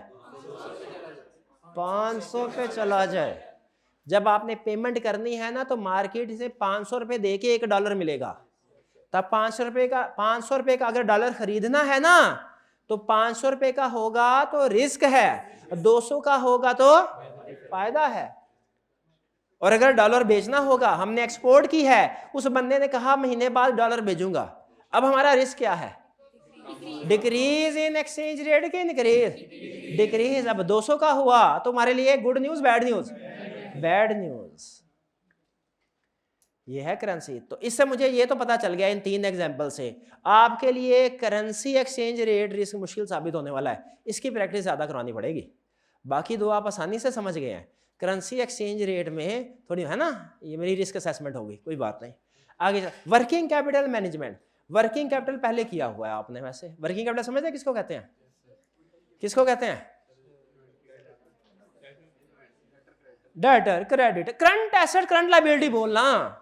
करंट एसेट 2 हरफी बात कर, डेटर्स भी है, क्रेडिटर्स भी है, कैश भी है, इन्वेंट्री भी है, बिल्कुल ठीक कह रहे हो। करंट एसेट, करंट लायबिलिटी, चलो ये भी कह दिया, ये भी ठीक है। अच्छा अभी देखते हैं छोटा सा क्वेश्चन जिससे पता चलेगा आपकी वर्किंग कैपिटल मैनेजमेंट आपको आती है कि नहीं आती। एक कंपनी की बैलेंस शीट देखी, उसमें कैश है 100 मिलियन, दूसरी कंपनी की बैलेंस शीट देखी, उसमें कैश है 1 मिलियन। कौन सी कंपनी बेहतर है? कितने स्टूडेंट्स का ख्याल है पहली वाली कंपनी बेहतर है 100 मिलियन वाली? कितनों का ख्याल है दूसरी वाली बेहतर है? शाबाश। अच्छा, मेरी एक्सपेक्टेशन नहीं थी। अमूमन जिसकी काउंटिंग अच्छी होती है ना, वो करंट रेशो निकाल के वो कहता है सर 100 मिलियन वाली बेहतर है, इसके पास ज़्यादा पैसे हैं, इसके पास ज़्यादा पैसे। और भाई ज़्यादा पैसे हैं, बेकार पड़े हुए हैं, बेकार पड़े हुए हैं। मुझे बताइए वो 1 रुपया बेहतर है जो बिजनेस में लगा है, कि वो 100 रुपये बेहतर हैं जो घर में हमने गड़ा खोद के उसमें दबा दिए कि कभी जरूरत पड़ेगी तो कहाँ। कौन से बेहतर है? बिजनेस वाला जो बिजनेस में लगा है, बिजनेस में लगा है। 1 रुपया वो। हाँ, एक और बात याद आ गई, एक और बात याद आ गई। हाँ, क्या बात याद आ गई? ना वासिफ अली वासिफ साहब की बात है, कहते हैं पैसे, ये कुछ बातें ऐसी हैं किताबों में नहीं सिखाई जाती, ये जो दूसरे लोग होते हैं ना अपनी अपनी, ये हमें सिखाते। कहते हैं पैसे की अफादियत खर्च करने में है। पैसा आपको फायदा कब देगा? खर्च करेंगे। 100 रुपया घर में संभाल के रख लिया, कोई फायदा नहीं है। 1 रुपया खर्च कर लिया, इंसान का वही माल है ना, जो उसने पहन लिया, खा लिया, वही माल है, खर्च कर लिया, आगे पहुंचा दिया, वही उसका माल है। हाँ, तो वर्किंग कैपिटल मैनेजमेंट में यही सीखेंगे। ये नहीं सीखेंगे एसेट्स ज्यादा से ज्यादा होने चाहिए, करंट लायबिलिटी कम से कम नहीं। ये सीखेंगे कि ऑप्टिमम लेवल क्या है, ना टू मच हो ना टू। इन्वेंट्री छोटी सी एग्जांपल हो, इसमें सिखाया जाएगा वर्किंग कैपिटल मैनेजमेंट में। इन्वेंट्री ना टू हाई हो ना टू लो हो। टू हाई होगी नहीं बिकी, ऑब्सोलीट होने का खतरा है। टू लो होगी, स्टॉक आउट हो जाएगा, कस्टमर हाली हाथ वापस जाएगा। तो ये आपकी इन्वेंट्री किस लेवल पे होनी चाहिए? आपके डेटर्स ज्यादा होंगे, बैड डेट का रिस्क है, कम हो गए सेल नहीं होगी, क्योंकि क्रेडिट सेल, उधार दें तो क्रेडिट सेल बढ़ती है, लेकिन ज्यादा उधार दें तो बैड डेट भी बढ़ जाते हैं। तो यही सिखाएगा आपको कि ऑप्टिमम लेवल क्या होना चाहिए, करंट एसेट का, क्रेडिटर का, इन्वेंट्री का, डेटर्स का वगैरह। ये किस टॉपिक में सिखाएगा? वर्किंग कैपिटल में। और बजट में आपको वो चीज सिखाएगा जो आप सीख चुके हैं। क्या? इनकम स्टेटमेंट और cash flow statement. Cash flow को थोड़ी देर के लिए साइड पे रखते हैं, इनकम स्टेटमेंट बनाना सिखाएगा। सीख नहीं चुके आप काउंटिंग में? वही है, फर्क सिर्फ एक है, वो थी historical financial income statement past की, वो एक्चुअल फिगर आपके पास होती हैं, ये फ्यूचर की। अकाउंटिंग में आप सीखते थे फॉर्मेट वही होगा, फॉर्मेट वही होगा, बल्कि आप मुझे बता दीजिएगा आपने किस फॉर्मेट के मुताबिक सीखा, मैं उसी फॉर्मेट के मुताबिक आपको बजटिंग सिखाऊंगा, ताकि फॉर्मेट में मसला ना आए, कंसेप्ट सीख लेंगे हम। फॉर्मेट वही होगा, फर्क क्या होगा? काउंटिंग में क्या कहता है? 100 मिलियन की सेल की है, रिकॉर्ड करो, आप कहेंगे सेल 100 मिलियन। यहां पे क्या कहेगा, जरा गौर से सुनिएगा। बजटिंग, बजटिंग को क्यों मैं कह रहा हूं कि ये लेंथी है, कम्प्लेक्स नहीं है, नोट कीजिएगा। क्या कहा? Lengthy complex. कहेगा कंपनी ने अगले साल 1 मिलियन यूनिट सेल करना है at the rate of ₹10 per unit. बताइए सेल्स कितनी होगी? 10 मिलियन। ये ईयर 1 की सेल थी। आगे कहेगा ईयर 2 की भी कैलकुलेट करें। If inflation rate is 10% and growth rate is 5%। अब है माइका लाल को अब कैलकुलेट करके दिखाए मुझे। अब जो 1 मिलियन यूनिट्स है ना, उनको आपने ग्रोथ रेट से मल्टीप्लाई करना है 5% के साथ, और जो प्राइस थी कितनी बताई थी? 10 रुपीज, उसको इन्फ्लेशन के साथ मल्टीप्लाई करना है इंटू 1.1 11, फिर इन दोनों को मल्टीप्लाई करना है। अब इसका मतलब है सेल्स कैलकुलेट हुई 4 फिगर्स की मदद से। ओरिजिनल सेल्स यूनिट्स पहले 2 से हुई थी, यूनिट्स और सेल। अकाउंटिंग में तो एक ही सेल की फिगर आ गई थी, बजटिंग में 2, कम से कम 2 होंगे, यूनिट्स, सेल प्राइस। फिर उसके बाद ट्विस्ट क्या लाएगा? ग्रोथ। Inflation 10%, growth rate 5%। अब आपकी 4 कैलकुलेशन होंगी। 100 मिलियन, अब देखिएगा सिर्फ समझा रहा हूं किस तरह की कैलकुलेशन है। 1 मिलियन इंटू 1.05 इंटू 10 इंटू 1.1, ये अब आपकी आएगी ईयर 2 की सेल। फिर कहेगा इसी तरह ईयर 3 की भी सेल निकालो। तो आपने कहा ना ये तो बहुत आसान है, कैसे? 10 मिलियन इन टू 1.05 की पावर 2, 1.05 की पावर, क्योंकि जो ईयर 2 में बढ़ी है वो ईयर 1 के बढ़ने के बाद बढ़ी है ना, तो 2 पावर आएगी, ईयर 2 पावर 2। और इन्फ्लेशन में भी जब मल्टीप्लाई करेंगे आप, तो आज की प्राइस 10 मल्टीप्लाइड बाय 1.1 पावर 2, क्योंकि 2 साल बाद की प्राइस, पहले स्टेप में 1 साल बाद की प्राइस। नहीं ना समझ आ रही, इसलिए तो कहा कम ये लेंथी है। अच्छा, फ्यूचर वैल्यू सीखा हुआ है आपने, तो काम हो गया, आसान हो गया। क्यों हमने सीखा? तो ये इस तरीके से, लेकिन ये याद रखिए मुश्किल चीज तो नहीं है, खुद बताएं। इससे ज्यादा मुश्किल आए मैं जिम्मेदार हूं, एक आधी एडजस्टमेंट आ जाती है वो सीख लेंगे, लेकिन तकरीबन यही कैलकुलेशन। मसला क्या होता है कि वो ये कैलकुलेशन 5 सालों की करवाता है, ये कैलकुलेशन 5 दफा करनी होगी। खुद बताएं, एक दफा कैलकुलेशन करने में 30 सेकंड लग गए और 5 दफा करेंगे तो 2.5 मिनट 3 मिनट लग जाएंगे। और ये सिर्फ सेल्स की है, फिर इसके बाद परचेज की, क्लोजिंग स्टॉक की, एक्सपेंसेस की, है कि नहीं? ये बिल्कुल वैसा ही है जैसा स्टैट का क्वेश्चन होता था, याद है वो आपको, वो मेन मीडियन मोड वगैरह होता था, मुश्किल नहीं होता था, लेंथी होता था। और कहीं एक कैलकुलेशन ऊपर नीचे हो गई, सारा नहीं, आधा नंबर कट गया, सारे नहीं, हर कैलकुलेशन अलग इंडिपेंडेंट चेक होती है। याद रखें, एक जगह पे गलती हो जाए ना, आगे से फिर गलती कैरी फॉरवर्ड होकर चेकिंग होती है। तो बजटिंग में सिर्फ ये है, ये इजी बट लेंथी, और बाकी वाले मॉडरेट है, मॉडरेट है। थोड़ी सी मुश्किल एडजस्टमेंट है इनमें, लेकिन डिफिकल्टी लेवल भी है। इसमें सिर्फ एक चीज याद रखिए, एक असूल बताया फाइनेंस में आपको, क्या? फॉर्मेट सीधा रखना है, फॉर्मेट नहीं छेड़ना हमने, क्योंकि फॉर्मेट में फिर आपको हर क्वेश्चन लगेगा कि नया क्वेश्चन है, और अगर फॉर्मेट सेम होगा ना, नया क्वेश्चन भी लगेगा, आधा तो पुराने तरीके से ही हो गया। क्योंकि जो नया क्वेश्चन भी होता है ना, उसमें भी याद रखिए पूरा क्वेश्चन नया नहीं होता, उसमें 1-2 एडजस्टमेंट नहीं होती है, एडजस्टमेंट रिपीट हो रही होती है बार। भाई मेजर टॉपिक समझ आ गए कौन से पढ़ने जा रहे हैं? ये है आपकी फाइनेंस। आगे देखते हैं हम, प्रायर लर्निंग प्री रेक्विजिट है। अच्छा, सो कैलकुलेटर वैसे तो आई कैप की वेबसाइट पे जाके कोई भी परमिसिबल कैलकुलेटर आप यूज कर सकते हैं, लेकिन मैंने स्टूडेंट से पूछ के, अच्छा ये जो रिकमेंडेशन है ना, ये वो नहीं है कि मैंने सर्च करके एक अच्छा कैलकुलेटर ढूंढा और आपको बता रहा हूं, ये नहीं है, बल्कि मैंने स्टूडेंट से पूछा ज्यादातर स्टूडेंट्स कौन सा कैलकुलेटर यूज करते हैं, उन्होंने कहा ये, तो मैंने कहा मैं सारी कैलकुलेशन जो आपको बताऊंगा ना, ये ऐसे करो, ये बटन दबाओ, अब ये करना है, वो इस कैलकुलेटर के मुताबिक बताऊंगा। तो अभी देख लेते हैं हमारी क्लास में कितने ऐसे स्टूडेंट्स हैं जो FX 991 ES प्लस कैसियो का कैलकुलेटर है ये यूज कर रहे हैं। आप खुद देख लें, मेजॉरिटी ऑफ स्टूडेंट है। और कितने स्टूडेंट ऐसे हैं जो कि कोई और मॉडल यूज कर रहे हैं, इक्का दुक्का दो स्टूडेंट्स हैं, ठीक है। तो बहरहाल वो भी कर सकते हैं, प्रॉब्लम कोई नहीं, सिर्फ वो जो की स्ट्रोक पंच करते हैं ना, वो डिफरेंट होते हैं भाई, कैलकुलेशन सारी हर तरीके से हो जाती है। फिर प्रायर लर्निंग, क्या ये सब्जेक्ट पढ़ने से पहले कोई दूसरे टॉपिक पढ़ना जरूरी है? यस, CM में पहले बता दिया।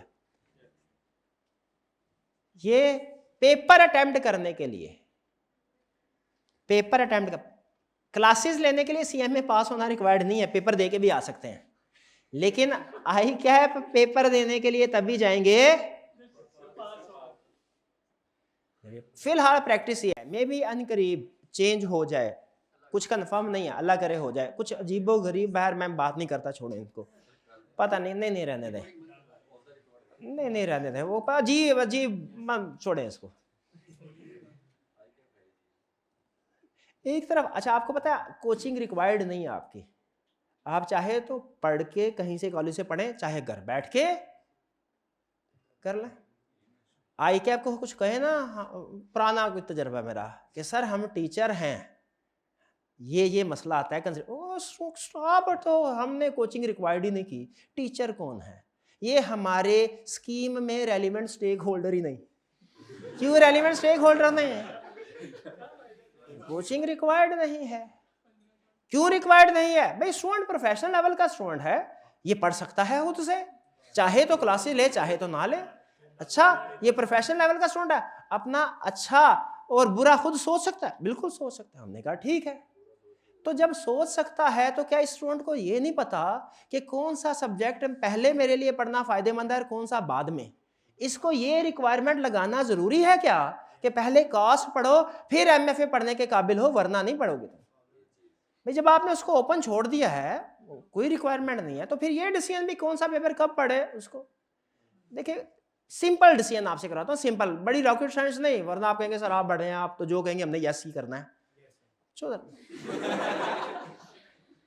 छोटा सा सवाल, एक चार्टर्ड अकाउंटेंट ने कॉस्ट अकाउंटिंग पहले पढ़ी, एमएफए बाद में पढ़ी। दूसरे चार्टर्ड अकाउंटेंट ने एमएफए पहले पढ़ी, कॉस्ट अकाउंटिंग बाद में पढ़ी। दोनों में फर्क है? खुद बताएं, कॉमन सेंस क्या है? हाँ पास हो गए दोनों। ये बात नहीं समझ आती, मतलब हम नहीं समझा पाते। कोई मसला है हमारे समझाने में, हम नहीं समझा पाते कि भाई कोई फर्क नहीं, स्टूडेंट को फैसला करने दो, स्टूडेंट को फैसला कर दो। पर नहीं छोड़ो इसको, क्या छोड़ो। देखिए कमेंट करना है हमने, सिर्फ प्रोफेशनली करना है, पर्सनली नहीं करना है। अच्छा, प्रीवियस कंसेप्ट, क्या इस सब्जेक्ट में कुछ ऐसे कंसेप्ट हैं जो आप प्रीवियस कहीं से सीख चुके होंगे? बिल्कुल है, मैनेजरियल वाले पोर्शन में भी है, फाइनेंस वाले पोर्शन में भी है। PRC2 QM याद है? QM में वो कौन कौन, अगर आपने किताब रखी हुई है आज जाके प्रैक्टिस कर लीजिएगा, या कल या परसों या जब टाइम मिले। Markup from cost and sale price, क्या वो सेल प्राइस से कॉस्ट, कॉस्ट से sale price, profit margin, markup, वो याद है? वो कंसेप्ट इधर इस्तेमाल होगा। आसान था कि मुश्किल था? डिस्काउंटिंग करनी आती है? अच्छा, मैं पुराने ज़माने का स्टूडेंट था तो मुझे एक स्टूडेंट ने फिर सिखाया कि डिस्काउंटिंग कैसे करते हैं। मैं डिस्काउंटिंग पता कैसे करता था?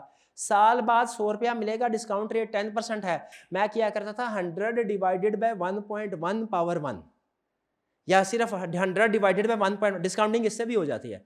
कहने का सर ये पुराना तरीका है, अब क्या है 100 मल्टीप्लाइड बाय 1.1 पावर -1 करें ना, ये डिवाइडेड बाय क्या होता है? ठीक है, तो मैंने कहा बिल्कुल ठीक है, लेकिन अगर कभी रवानी में मैं 100 डिवाइडेड बाय 1.1 कर दूं ना, तो आप मुझे बता दीजिएगा, या आप समझ आइएगा कि ये डिवाइड करके 1.1 की पावर +1 वो भी वही है, और मल्टीप्लाई करके 1.1 की पावर, लेकिन वो चूंकि एक सीधी लाइन बन जाती है तो स्टूडेंट को वो आसान लगता है, तो वो ठीक है। ये थोड़ा सा जनरेशन गैप आया करेगा मेरी कैलकुलेशन में, और मैं कोशिश करूंगा ना आए, आपकी टेक्निक में अडॉप्ट कर लो। डिस्काउंटिंग और नेट प्रेजेंट वैल्यू, भाई डिस्काउंटिंग के बाद अगला काम नेट प्रेजेंट वैल्यू होता है। एक फिगर को आप प्रेजेंट वैल्यू कैलकुलेट करें वो डिस्काउंटिंग है, और डिफरेंट कैश फ्लो जो हो हर एक साल की, ईयर 1 की लादा, ईयर 2 की लादा, ईयर 3 की लादा, उसके बाद ओरिजिनल कॉस्ट से माइनस कर दें, वो क्या है? Net present value. Present value और नेट प्रेजेंट वैल्यू में क्या फर्क है? उसमें कॉस्ट माइनस नहीं होती, प्रेजेंट वैल्यू में, नेट प्रेजेंट वैल्यू माइनस होती है। भाई ये सीखा हुआ है आपने, ये QM में सीखा था, ये आपकी किताब खोल के ना QM की, तो मैंने चेक किया हुआ है, आपको मुकरने नहीं देना मैंने, कोई मुकरा तो मैं किताब खोल चेक भी करवा दूंगा। ये कहाँ है?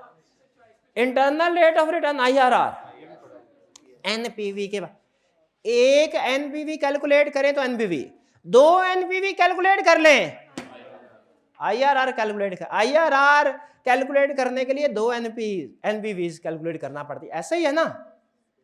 है वही, कोई अलग टेक्निक नहीं है। 2 दफा NPV कैलकुलेट कर लें, IRR फार्मूले से कैलकुलेट कर लेते हैं, वो कैलकुलेट करवाएगा। फिर इकोनॉमिक्स, PRC में इकोनॉमिक्स भी पढ़ी थी ना आपने, उसमें इकोनॉमिक इंडिकेटर वाला कंसेप्ट था, वो GDP वाला कंसेप्ट था, इन्फ्लेशन वाला, अनएम्प्लॉयमेंट, बैलेंस ऑफ पेमेंट, कुछ भूल गए होंगे मुझे पता, पक्का पता, लेकिन कुछ मिलती जुलती चीज पढ़ी थी, ये तो याद आ रहा है ना हल्का हल्का। ये इधर फिर पढ़े। फिर इंट्रोडक्शन टू अकाउंटिंग, इसमें इनकम स्टेटमेंट प्रिपेयर करना सीखा, ये हमारे बजटिंग में काम आएगा। वर्किंग कैपिटल कैलकुलेट करना सीखा, वर्किंग कैपिटल मैनेजमेंट में काम आएगा। PRC5 introduction to business, sources of business finance सीखा।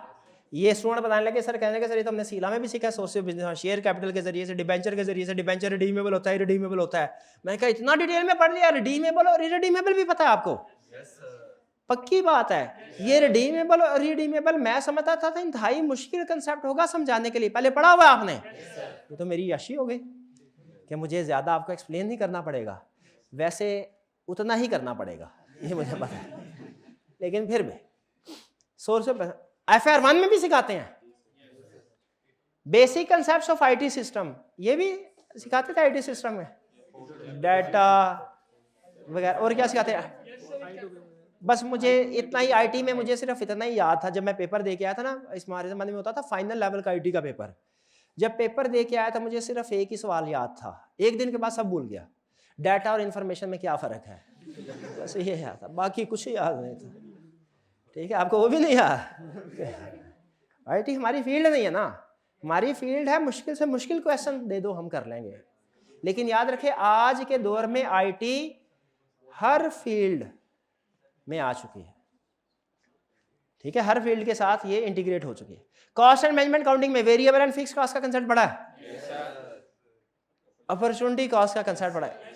ये सबसे ज्यादा मुश्किल साबित होता है स्टूडेंट के लिए समझने के लिए जिन्होंने कॉस्ट ना पढ़ी हो, लेकिन जिन्होंने पढ़ी हो उनको सिर्फ कुछ मजीद एग्जाम्पल से रिफ्रेश करना पड़ता है, कंसेप्ट के ऊपर गर्द गबार जमा होता है, सिर्फ उसको साफ। और cost of goods sold, opening work in process, अच्छा आप देखिए मैं एक स्टेटमेंट बोलने लगा हूं, अगर तो आपने समझ लिया इसका मतलब मैं मान जाऊंगा आपने ये कॉस्ट ऑफ गुड्स सोल्ड पढ़ा हुआ है, अगर नहीं समझ आई तो इसका मतलब है आपके टीचर ने सही नहीं पढ़ाया। हाँ बिल्कुल, स्टेटमेंट सुन लें, आपने देखना है ये सही है कि गलत है। Material plus labour plus FOH is equal to manufacturing cost, manufacturing cost plus opening work in process less closing work in process is equal to cost of goods manufactured, फिर cost of good manufactured add opening finish good minus closing finish good is equal to cost of good sold. भाई ये format याद है आपको? ये ले, शाबाश, आपके उस्ताद ने भी सही पढ़ाया, आपने भी सही पढ़ा, शाबाश। ठीक है, अब सर को ये बता देना कॉस्ट ऑफ गुड्स सोल्ड, ये वो टॉपिक्स हैं जो आपने पहले पढ़े हुए हैं, MFA में यूज होंगे। अब मुझे बताइए क्या मुझे ये टॉपिक्स पढ़ाने चाहिए? हाँ जी बिल्कुल, नहीं रिवाइज नहीं, पढ़ाने चाहिए, पढ़ाने चाहिए। ये सिर्फ आपको साइकोलॉजिकली ये बताने के लिए कि जब ये टॉपिक आए ना, पत्नी को पता चल जाए ना ये मैंने पहले किया हुआ है, तो बंदा सोचता है हाँ मैंने पहले किया अब भी कर लूंगा, साइकोलॉजिकली एक कॉन्फिडेंस आ जाता है। जब कोई नई चीज आती है ना तो जेहन में होता है पता नहीं मैं कर पाऊंगा कि नहीं कर पाऊंगा, पता नहीं आसान है कि मुश्किल है, पता नहीं मुझे समझ आती है कि नहीं समझ आती। लेकिन जब कोई कंसेप्ट सिखाने से पहले ये बता दिया जाए ये पहले पढ़ा हुआ है तो कॉन्फिडेंस लेवल ऑटोमेटिकली हाई। तो ये सिर्फ आपका कॉन्फिडेंस लेवल के लिए आपको बताया है, वरना ये सारी चीज़ मेरी जिम्मेदारी है और मैंने आपको ये पढ़ानी है। इसके बाद क्या आपको बताया जाए? हाँ, आपके पास 2 सेट होंगे बुक्स के, एक ICAP की बुक का होगा, एक इंस्ट्रक्टर बुक का होगा। नॉर्मली मेरे जो दूसरे ये सब्जेक्ट आपको पता है ये कब आया? ये 2 साल पहले आया सब्जेक्ट, ठीक है। और इसमें जो फर्स्ट टाइम बुक मैंने लॉन्च की थी वो पिछले सेशन में की थी, उससे पिछले सेशन में बीटा वर्जन था, जो कमर्शियल यानी ट्रायल वर्जन, जो कमर्शियली पहला एडिशन था वो प्रीवियस एडिशन में था, इस सेशन में सेकंड एडिशन आएगा। मेरे जो दूसरे सब्जेक्ट्स हैं उनमें मैं ये स्टूडेंट्स को कहता होता हूँ कि पढ़ना चाहें तो पढ़ें, वरना ज़रूरत नहीं है, क्योंकि वो 10-12 एडिशन हो चुके हैं, जो उसमें कमी बेशी थी सीधी पदरी हो चुकी है।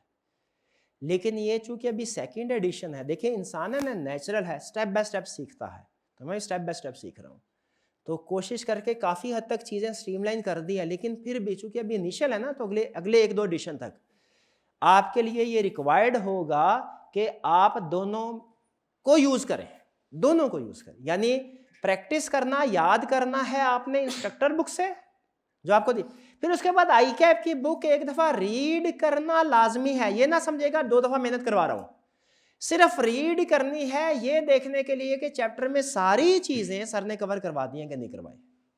अगर कोई चीज़ रह गई है तो फिर आपने मुझे बता देना है। क्लियर? तो एक दफ़ा ICAP की बुक की रीडिंग घर में बैठ के रीडिंग करनी है आपने, लेकिन एक दफ़ा रीडिंग, याद नहीं करना ICAP से। याद कहाँ से करना? ICAP की बुक की वर्डिंग ऐसे तो याद करना बहुत मुश्किल होता है। याद आपने इंस्ट्रक्टर बुक से करना है, कंसेप्ट उधर से करने हैं, सिर्फ रीडिंग करनी है कंप्लीटनेस को इंश्योर करने के लिए कि कोई टॉपिक रह तो नहीं गया। ठीक है, अब ये चाहे मैं किसी चैप्टर में बताना भूल जाऊं, लेकिन ये अंडरस्टूड है, आज पहले दिन आपको बता दिया है कि आई कैप की बुक को भी एक दफ़ा हो सकता है इधर 12 क्वेश्चन हो फाइनेंस के किसी पोर्शन में, मैं इधर 10 क्वेश्चन आपको करवाए, 2 क्वेश्चन मैं भूल गया हूँ क्योंकि वो एंड पे नहीं, वो चैप्टर के दरमियान में थे। तो आपने फिर उसको पढ़ के मुझे बताना सर ये 2 क्वेश्चन रह गए, ये भी करवाएं, कह देंगे जी? ठीक है, ये 1-2 एडिशन तक मजीद ये प्रॉब्लम आई, फिर जब मेरी तसल्ली हो जाएगी फिर मैं स्टूडेंट को वही स्टेटमेंट दिया करूँगा, क्या भला चाहे पढ़े चाहे ना पढ़े रिक्वायर्ड नहीं है। लेकिन इस क्लास MFA के लिए आई कैप की बुक भी रिक्वायर्ड है, लेकिन पढ़ना है, याद इधर से करना क्रॉस चेक के लिए। हाँ, चैप्टर खत्म होने के बाद पढ़े या हर लेक्चर के साथ, मैं आपको रेफरेंस हर लेक्चर के साथ दूंगा, हर लेक्चर के साथ भी पढ़ सकते हैं, लेकिन बेहतर है चैप्टर खत्म होने के बाद पढ़े।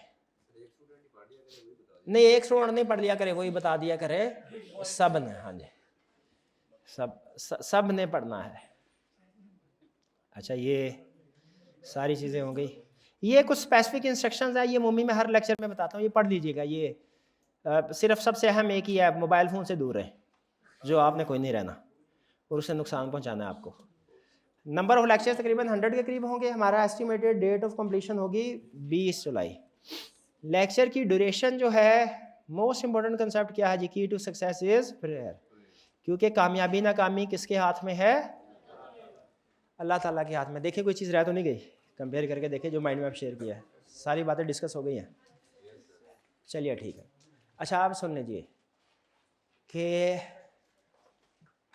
कुछ रिसोर्सेज मैं आपके साथ वक्तन फ़क्तन शेयर करूंगा। एक चीज़ आपको ड्यूरेशन बताई गई है 1.5 घंटा की, ठीक है, लेकिन अमूमी तौर पे जो हमारे फाइनेंस वाले पोर्शन के लेक्चर्स होंगे ना, इनकी ड्यूरेशन तो 1.5 घंटा होगी। जो मैनेजेरियल पोर्शन वाले लेक्चर्स होंगे इनकी ड्यूरेशन लगभग 1 घंटा होगी, 1 घंटा होगी, ठीक है। तो वो मैंने फिर उसको 1.5 घंटा इसलिए करवाया क्योंकि फाइनेंस की ड्यूरेशन 1.5 घंटा, और होगा कुछ इस तरीके से कि वो जो ऊपर वाला 1 घंटा होगा ना मैनेजेरियल में, उसमें हम कोई पास्ट पेपर की केस स्टडी प्रैक्टिस कर लेंगे, कोई फाइनेंस पोर्शन का क्वेश्चन प्रैक्टिस कर लेंगे, क्योंकि ऐसा तो नहीं है ना कि जब मैनेजेरियल पोर्शन कर रहे हैं तो फाइनेंस पोर्शन को हाथ नहीं लगाना।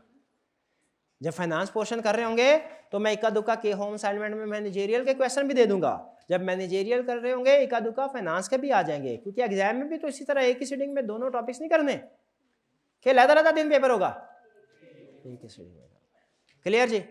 अच्छा, अब ना जो कंसेप्ट्स मैं आपको सिखाऊंगा मैं कोशिश करूंगा कि हर लेक्चर में, वरना फ्रीक्वेंटली हमारा एक ऑनलाइन क्विज हो जाया करे, वो मेंटी के साथ अगर आप फेमिलियर हैं उससे, ताकि मुझे पता चल जाए कि मैंने इस लेक्चर के अंदर जो मेन कंसेप्ट सिखाने थे वो आपने पिक कर लिए हैं कि नहीं कर लिए। तो अगर इजाज़त दें तो एक छोटा सा क्विज हो जाए 10 मिनट का, 10 मिनट का, हाँ शाबाश। तो ऐसा कीजिए अपने मोबाइल जो है वो निकालिए और पैकेज अपना एक्टिवेट कर लीजिए, पैकेज अपना एक्टिवेट कर लीजिए, नहीं तो दोस्त से मांग लीजिए।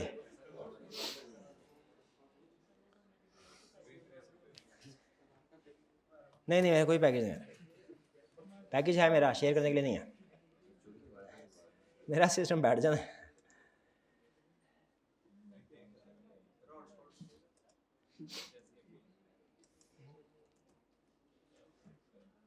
एक्सप्लोरर पे जाइए, वहाँ पे टाइप कीजिए menti.com, MENTI, menti.com, menti, senti नहीं मेंटी है किसे।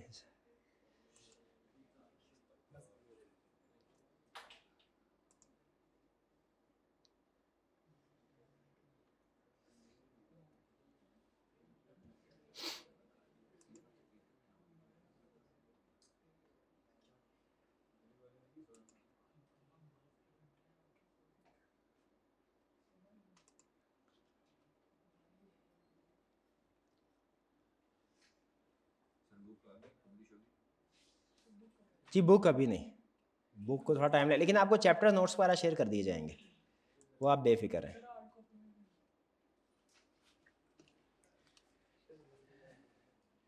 जी menti.com पे आ गए आप। इसमें अब आपने एक बॉक्स नज़र आ रहा होगा आपको, इस बॉक्स में आपने कोड एंटर करना है 15993455। तो आपके सामने कुछ इस तरह का लिखा नज़र आ जाएगा, कैफ 6 अगर लिखा नज़र आ गया इसका मतलब आप सही जगह पे लैंड कर गए। कप भी आ गया, हाँ कप, शाबाश भाई, कप वाली बिल्कुल ठीक है। ये आगे चलिए। अच्छा आप सुन लीजिए, इसका पर्पस क्या होता है। इसका पर्पस बेसिकली ये है कि आप लोगों की रीडिंग स्पीड भी बढ़े और आप लोगों के कंसेप्ट्स भी रिवाइज हो जाए और आप क्विक डिसीजन मेकिंग करने के आदी हो। ठीक है, हाउ टू प्ले खेलना कैसे है आपने, इसमें menti.com पे आप जाएंगे और enter the code shown above, ये 159934। अच्छा ऑनलाइन वाले स्टूडेंट्स आपके लिए ये अलग से अवेलेबल किया जाएगा, क्योंकि ये एक लाइव क्विज होता है, जब तक क्लास चलेगी ये क्विज चलेगा, क्लास बंद क्विज बंद क्लोज हो जाता है। लेकिन ऑनलाइन वाले स्टूडेंट्स के लिए उसके बाद अवेलेबल कर दे, आप जब उसके बाद एक्सेस करेंगे ओपन नहीं होगा। लेकिन ऑनलाइन वाले स्टूडेंट्स जब उसके बाद भी एक्सेस करेंगे, जो उनको लिंक दिया जाएगा फिर ये ओपन होगा, लिंक के जरिए से होगा, कोड के जरिए से नहीं। लाइव चल रहा हो तो कोड के जरिए से ओपन होता है, जब लाइव क्लास खत्म हो जाए फिर लिंक के जरिए से ओपन होता है। नो क्वेश्चन है, सिर्फ क्वेश्चन आपका सही भी होना चाहिए और फास्ट भी होना चाहिए, आपको पॉइंट्स ज्यादा मिलेंगे। क्वेश्चन सामने डिस्प्ले पे आएगा 5 सेकंड के लिए, फिर उसके बाद ऑप्शंस आएंगी, आपने सही ऑप्शन को सेलेक्ट करना है। जो टॉप 5 स्टूडेंट्स होंगे उनको 50 रुपीज, भैया है अरेंजमेंट, बजट है, हाँ खजानों के मुंह खोल दीजिए। टॉप 5 स्टूडेंट्स को 50 प्राइस नहीं, इसके लिए IMF से लोन लेने की जरूरत नहीं है, हमारे अपने रिजर्व मौजूद है। 100 रिवीजन होती है, इसमें रीडिंग स्पीड इंक्रीज होती है, क्विक एनालिसिस होता है। चलिए जी, पहला क्वेश्चन ये रहा आपके मोबाइल की स्क्रीन पे, करें स्टार्ट, तैयार हैं?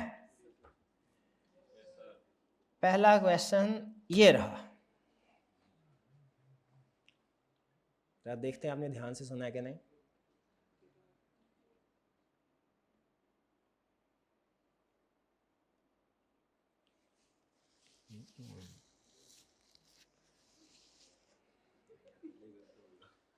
अलग-अलग शीट पे अटेम्प्ट करने हैं कि सेम पे,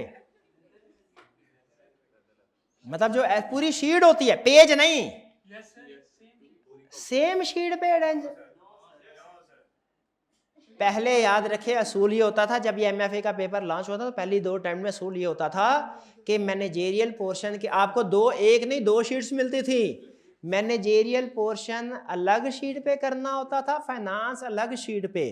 अब ये रूल नहीं है, अब दोनों क्वेश्चंस एक ही आंसर शीट पे करेंगे। आंसर शीट जो पूरा 10, 12, 15, 20 सफ़े मिलते हैं आपको, उसको बोल रहा हूँ, एक ही पे, हाँ वो एक ही होती है, हर पेपर में एक ही होती है, इसमें भी एक ही होगी। यही बताना था, यही बताना था। नहीं मैंने कोई मिस स्टेटमेंट नहीं की है भैया। क्या वो सेम आंसर शीट पे अटेम्प्ट करना होता है? यस, सेम आंसर शीट पे अटेम्प्ट करना होता है। Okay okay okay, no problem no problem, इसको अभी ठीक कर लेते हैं, नो प्रॉब्लम। ये ले, ये हो गया, ये हो गया, ये लीजिए भाई, अब ठीक है। इतनी सी बात थी, छोटी छोटी बातों पे परेशान हो जाते हैं आप। तो इससे हमने क्या सीखा कि मैनेजेरियल पोर्शन, फाइनेंस पोर्शन एक ही आंसर शीट पे करना है। दूसरी चीज क्या सीखी, चाहे पहले जो मर्जी कर लें, चाहे एक क्वेश्चन पहले मैनेजेरियल का कर लें, फिर अगला क्वेश्चन फाइनेंस का, फिर अगला क्वेश्चन मैनेजेरियल का, फिर 2 फाइनेंस के, फिर 3 मैनेजेरियल के, फिर 1 फाइनेंस का, आपकी मर्जी। क्लियर होगी ये बात? आगे चलते हैं, नेक्स्ट क्वेश्चन। अगला क्वेश्चन ये रहा,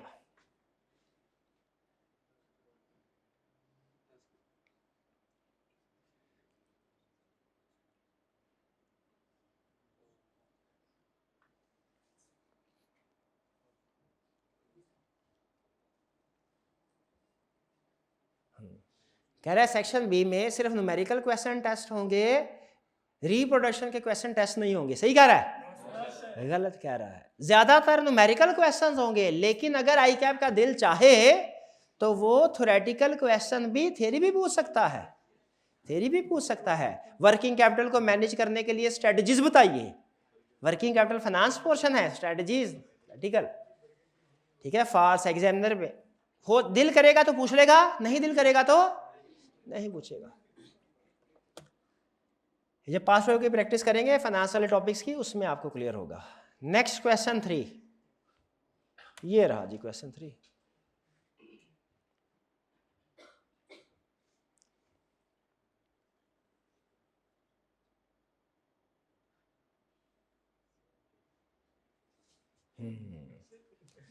दो पोर्शन है, मैनेजेरियल और फाइनेंशियल। हाँ करंट का, क्या आपको एक ही टीचर पढ़ाएगा दोनों सेक्शन या के डिफरेंट टीचर? करंट सिचुएशन में सेम टीचर भाई मैं ही पढ़ाऊंगा, ठीक है जी, सेम टीचर, डिफरेंट टीचर नहीं भाईजान। ये अपना कंसर्न। आगे चलते हैं जी, क्वेश्चन 4, ये रहा जी क्वेश्चन 4 आपके सामने।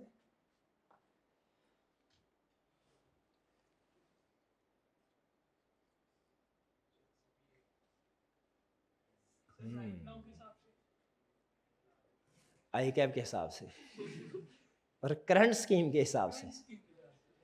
It is required to first study CAP 3 CMA before attempting CAP 6 paper, true और फॉल्स? ट्रू। फॉल्स नहीं भाई, ट्रू है।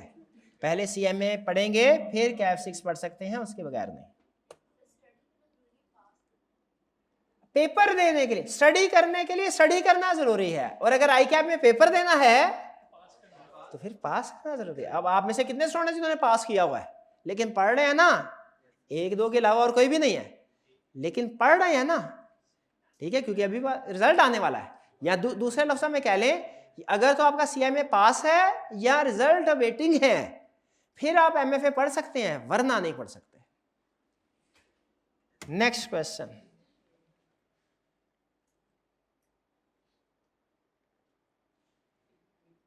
in making business decisions only financial factors are relevant?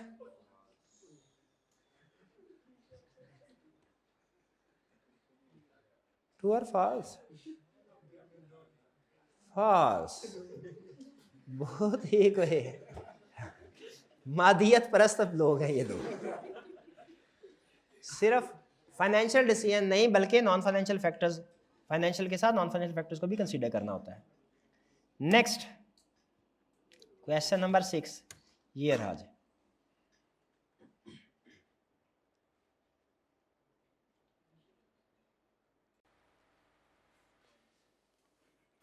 Initial failure of McDonald India is an example of, mobile पे आपको ठीक नजर आ रहा होगा फॉन्ट साइज, सामने स्क्रीन पे ऑप्शन थोड़ी छोटी है। इग्नोरेंस ऑफ फाइनेंशियल फैक्टर्स नहीं, इग्नोरेंस ऑफ टेक्नोलॉजिकल फैक्टर्स नहीं, इग्नोरेंस ऑफ लीगल फैक्टर्स नहीं, या इग्नोरेंस ऑफ सोशल और कल्चरल फैक्टर्स। ये एनिमल फैक्टर्स नहीं, सोशल फैक्टर्स कहते हैं या कल्चरल फैक्टर कहते हैं, ठीक है। हमारे यहाँ कुछ चीज़ों की डिमांड पाकिस्तान में ईद पे बढ़ती है, और इंडिया में कब बढ़ती है? जब उनकी होली दिवाली होती है तब, ठीक है जी। आगे चलते हैं जी,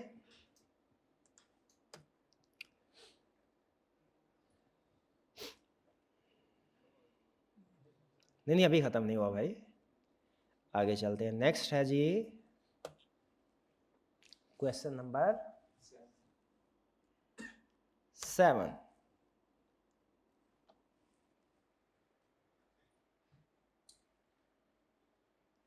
In most times we will have 1 mark, but some may have 1.5 or 2 marks.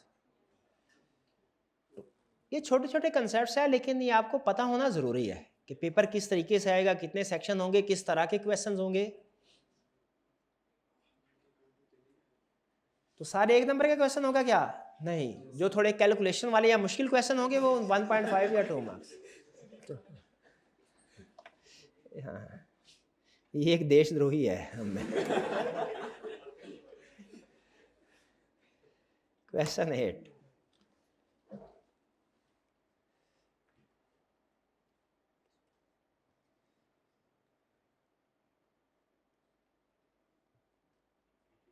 हाँ जी, these टॉपिक्स, कुछ टॉपिक्स जो आप ऑलरेडी पढ़ चुके हैं, this topic will not be repeated by your teacher या will again be taught by your teacher.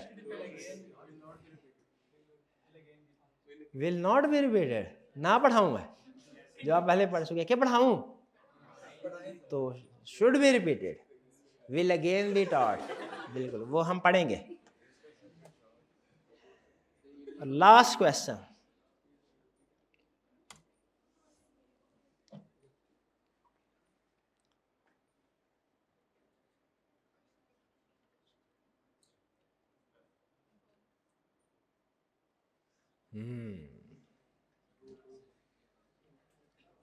हाँ तो अगर एक किताब पढ़ी तो दूसरी की क्या जरूरत है, रीड करनी है कंप्लीटनेस इंश्योर करने के लिए, याद नहीं करनी, क्वेश्चन दोबारा नहीं करने, वही क्वेश्चन उधर है वही क्वेश्चन उधर है कि दोबारा क्वेश्चन करना होगा, वो कर लिया, सिर्फ चेक करना है कि ये क्वेश्चन करवा लिया कि नहीं सर ने, ये क्वेश्चन करवा लिया कि नहीं, तो काम तो नहीं ना बढ़ेगा, डबल काम तो नहीं ना होगा आई क्या बुक पढ़ने से, सिर्फ कंपेयर करना है कंसेप्ट सर ने पढ़ाया कि नहीं पढ़ाया, अगर कोई कंसेप्ट नहीं पढ़ाया तो आपने खुद से नहीं पढ़ना, वो आपने मुझे बताना है, ठीक है, तो काम आपका डबल नहीं होगा, सिर्फ आपने चेक करना है आई कैप की बुक के साथ कि सारे कंसेप्ट्स कवर हो गए हैं कि नहीं। चलिए अब हम प्राइस, बिल्कुल भैया ले प्राइस, शाबाश शाबाश। तो फर्स्ट पोजीशन पे हमारे कौन हैं,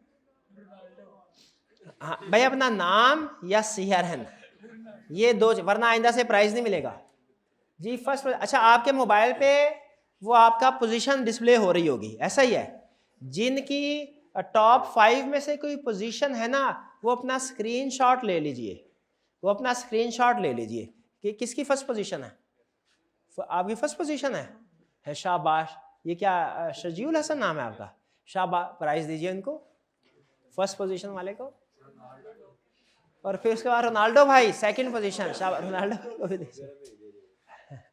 थर्ड पोजीशन किनकी है, मोहम्मद हसनैन, शाबाश, मोहम्मद हसनैन भाई को भी दीजिए प्राइज। 150 का था, 100 तो खुदा का होफ कर क्या हो गया वो इफ्तारी कहाँ से करेंगे